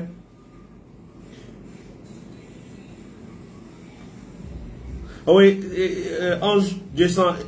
Demain, ne manquez pas parler de ça, vos frères. Demain, à partir de 21h15, on est directement sur le direct. Demain, 21h15. Allez, Ange Descend, c'est ta question qu'on attend pour clôturer la session de ce soir. Parce que demain, ça sera super extraordinaire. On parlera d'entendre la voix de Dieu. C'est extraordinaire. On va quitter la dimension de la lecture simplement. C'est vrai qu'on va continuer de lire la Bible parce qu'on a besoin de discernement. Mais notre priorité, ça sera d'entendre la voix de Dieu à un niveau qui déclenche la foi, qui déplace les montagnes. Et je dis à tous ceux qui nous suivent que le samedi, je serai en direct dans la zone divine. J'ai organisé un programme d'opération de Dieu. Dieu veut changer des choses dans ta vie. Dieu veut changer des choses. Il faudrait que tu sois connecté pour toi qui es loin, toi qui es à Abidjan. C'est à Angré, Carrefour, Mao. Allez, Alain Gustave Bolt qui dit, homme de Dieu, à chaque fois que je te vois, là, je vois Apocalypse 14, verset 6 à 7. Apocalypse 14, verset 6 à 7. Dès que mon frère me voit, il voit Apocalypse 14, verset 6 à 7. Je vis un autre ange qui volait avec un évangile éternel. Vas-y. Par le milieu du ciel. Ayant un évangile éternel pour l'annoncer aux habitants de la terre, gloire à Dieu, à toute nation, à toute tribu, à toute langue et à tout peuple. Il disait d'une voix forte, craignez Dieu. Oui, gloire à Dieu. Et donnez-lui gloire. Steve Divin, Ange, j'ai oublié ton nom. Oui, Alain Gustave, on est ensemble. Et nous sommes tous cette voix, cet ange qui parle avec l'évangile éternel. C'est toi, c'est moi, c'est chacun de nous. Nous sommes appelés à le faire et nous avançons. Vince, ma question, pourquoi vous dites que il y a des nouvelles questions qui sont... Pourquoi vous dites que la Bible n'est pas la parole de Dieu? Ça, c'est Jean Uriel Tess. C'est à cause de Matthieu chapitre 4, verset 4. Quelqu'un pour nous lire Matthieu chapitre 4, verset 4. Pourquoi est-ce que je dis la Bible n'est pas la parole de Dieu? Matthieu 4, 4. Jésus répondit, il est écrit. Il est écrit. L'homme ne vivra pas de pain seulement. L'homme ne vivra pas de pain seulement. Mais de toute parole qui sort de la bouche de Dieu. Parole qui sort de la bouche de Dieu. Dans Ésaïe chapitre 55, verset 9 à 11, Dieu dit, il en est ainsi comme la pluie descend du ciel et arrose la terre, il en est ainsi de ma parole qui sort de ma bouche. Elle ne retourne pas à moi sans avoir accompli ce pourquoi je l'ai envoyée. Et donc la parole de Dieu sort de la bouche de Dieu. Première chose. Deuxième chose, Quelqu'un est appelé parole de Dieu. Jean chapitre 1 verset 1. Au commencement était la parole était avec Dieu, la parole était Dieu. Apocalypse chapitre 19 verset 11 à 13. Jésus est appelé parole de Dieu. Donc la parole c'est la voix qui sort de la bouche de Dieu. La parole c'est la personne de Jésus. Et donc la parole n'est pas un livre. Mais dans le livre appelé la Bible, on a des endroits où la parole a été mise en écrit. Mais dans toute la Bible, on n'a pas que la parole de Dieu. Dans le livre de Job chapitre 1, on voit Satan qui parle. Dans le livre de Matthieu chapitre 4, Satan parle. La Bible est un livre qui contient des paroles de Dieu. Mais la Bible n'est pas entièrement constituée que de paroles de Dieu. Donc la Bible ne peut pas être appelée exclusivement parole de Dieu. Voilà, la parole c'est ce qui sort de la bouche de Dieu. Et nous avons Romains chapitre 8, 10, verset 17. La foi vient de ce qu'on entend. Et ce qu'on entend vient de la parole de Dieu. La foi ne vient pas de ce qu'on lit. La Bible, on la lit. La foi vient de ce qu'on entend, de la parole. La parole doit être entendue, pas lue. Voilà. Donc la question de Ange du sang, il dit, j'ai parlé de Dieu et de Père. Pourquoi tantôt on l'appelle Dieu et tantôt on l'appelle Père? D'accord, Ange du sang. Pourquoi tantôt on appelle Dieu et tantôt on l'appelle Père? Celui qu'on appelle Père est le Dieu de tous. Il est le Père de ceux qui sont nés de nouveau. À tous ceux qui l'ont reçu, à ceux qui croient en son nom, Jean chapitre 1, verset 12 à 13. Ah, Jean chapitre 12, on est 3. Les gars, lisez. À tous ceux qui l'ont reçu, à ceux qui croient en son nom. À tous ceux qui l'ont reçu. Mais les gens qui sont ici, là, ils veulent pas. Ils sont concentrés sur le direct. Oh, vous êtes là pour m'aider. À tous ceux qui l'ont reçu, à ceux qui croient en son nom, la parole a donné le pouvoir de devenir enfants de Dieu, lesquels sont nés non de la volonté de la chair, non de la volonté de l'homme, non de l'homme, mais nés de Dieu. Et donc, ceux qui sont nés de Dieu par la foi au message de Jésus, qui ont reçu le Saint-Esprit, sont devenus fils de Dieu, ils appellent Dieu Père. Il est Père pour ceux qui sont nés de lui. Il est Dieu pour toutes les créations. Voilà. Comment faire pour abandonner un péché qui nous fait toujours tomber malgré nos efforts, par exemple dans l'immoralité sexuelle? Si tu as un problème d'un péché qui te fait toujours tomber, arrête de faire l'effort pour l'abandonner. Prends tes efforts pour demander au Saint-Esprit de te remplir. Plus le Saint-Esprit va te remplir, plus tu vas dominer sur ce qui te dominait. Romains chapitre 7 nous donne ce détail. Nous sommes dans Romains chapitre 7. Nous allons regarder à partir du verset 7. Que dirons-nous donc? La loi est-elle péché? Loin de là. Mais je n'ai connu le péché que par la loi. Car je n'aurais pas connu la convoitise si la loi n'eût dit, tu ne convoiteras point. Et le péché, saisissant l'occasion, produisit en moi par le commandement toutes sortes de convoitises. Car sans loi, le péché est mort. Maintenant, tu es au verset combien? Verset 8. Regarde le verset, verset 11. Car le péché, saisissant l'occasion, me séduisit par le commandement et par lui me fit mourir. La loi est sainte et le commandement de Dieu est bon. Juste. Ce qui est bon a-t-il donc été pour moi une cause de mort? Loin de là. Mais le péché, afin qu'il se manifestât comme péché, me donnant la mort par ce qui est bon, et que par le commandement, il devient condamnable au plus haut point. Regarde le verset maintenant, 16. Or, si je fais ce que je ne veux pas, je reconnais par là que la loi est bonne. Et maintenant, ce n'est plus moi qui le fais, mais c'est le péché qui habite en moi. Ce qui est bon, je le sais, n'habite pas en moi, c'est-à-dire dans ma chair. J'ai la volonté de faire le bien, mais non le pouvoir de faire le bien. Romains chapitre 7, verset 19. Car je ne fais pas le bien que je veux, et je fais le mal que je ne veux pas. Et si je fais ce que je ne veux pas, ce n'est plus moi qui le fais, c'est le péché qui habite en moi. Je trouve donc dans mon cœur le désir de faire le bien. Mais une autre loi se présente devant moi, dans mes membres, qui lutte contre la loi de mon entendement et qui me rend captif de la loi du péché, qui est dans mes membres. Misérable que je suis, qui me délivrera du corps de cette mort? Grâce soit rendue à Dieu par Jésus. Vous voyez qu'il termine par grâce soit rendue à Dieu par Jésus. Pourquoi? Parce que Jésus, par son œuvre, nous permet d'être remplis du Saint-Esprit. Pour être délivré de quelque chose qui te domine. Ce n'est pas la prière. Que ça quitte ma vie, que ça quitte ma vie. Non. Père, remplis le domaine, ce domaine de ma vie de toi. Plus le Père te remplit de ce domaine, plus dans ce domaine tu domines. Voilà. Allez, je dis coucou à chacun de vous. la grâce de Dieu sur vous, comme le frère l'a dit dans Apocalypse chapitre 14, il y a un ange qui volait avec un évangile éternel. L'évangile éternel avec lequel l'ange volait est l'évangile qui est descendu pour notre temps. Et dans cet évangile, nous voyons clairement que Jésus-Christ est le Sauveur et le Seigneur. Nous voyons clairement qu'il est le Fils de Dieu. Nous voyons clairement que Jésus veut qu'on adore son Père. Dans cet évangile, nous comprenons que nous sommes des fils de Dieu et que chacun de nous a une valeur inestimable. Tu as une valeur très grande, ne néglige pas. La sémence de Dieu est en toi. Peut-être que ça n'a pas encore éclos comme il le faut, mais déjà, il a déjà sémé en toi quelque chose d'extraordinaire. Ne néglige pas qui tu es. Ne regarde pas tes erreurs pour te définir. Un chien qui mange à table reste un chien. Un homme qui mange dans une poubelle reste un homme. Ce n'est pas parce que tu es tombé dans une poubelle que ta nature change. Ce n'est pas parce que le chien est à table que le chien est devenu un homme. De la même manière, quand tu es né de Dieu, tu peux traverser des hauts et des bas. Mais ces hauts ne changent pas qui tu es. Ces bas ne changent pas qui tu es. Et jamais tes hauts et tes bas ne changeront qui est Dieu, son amour pour toi.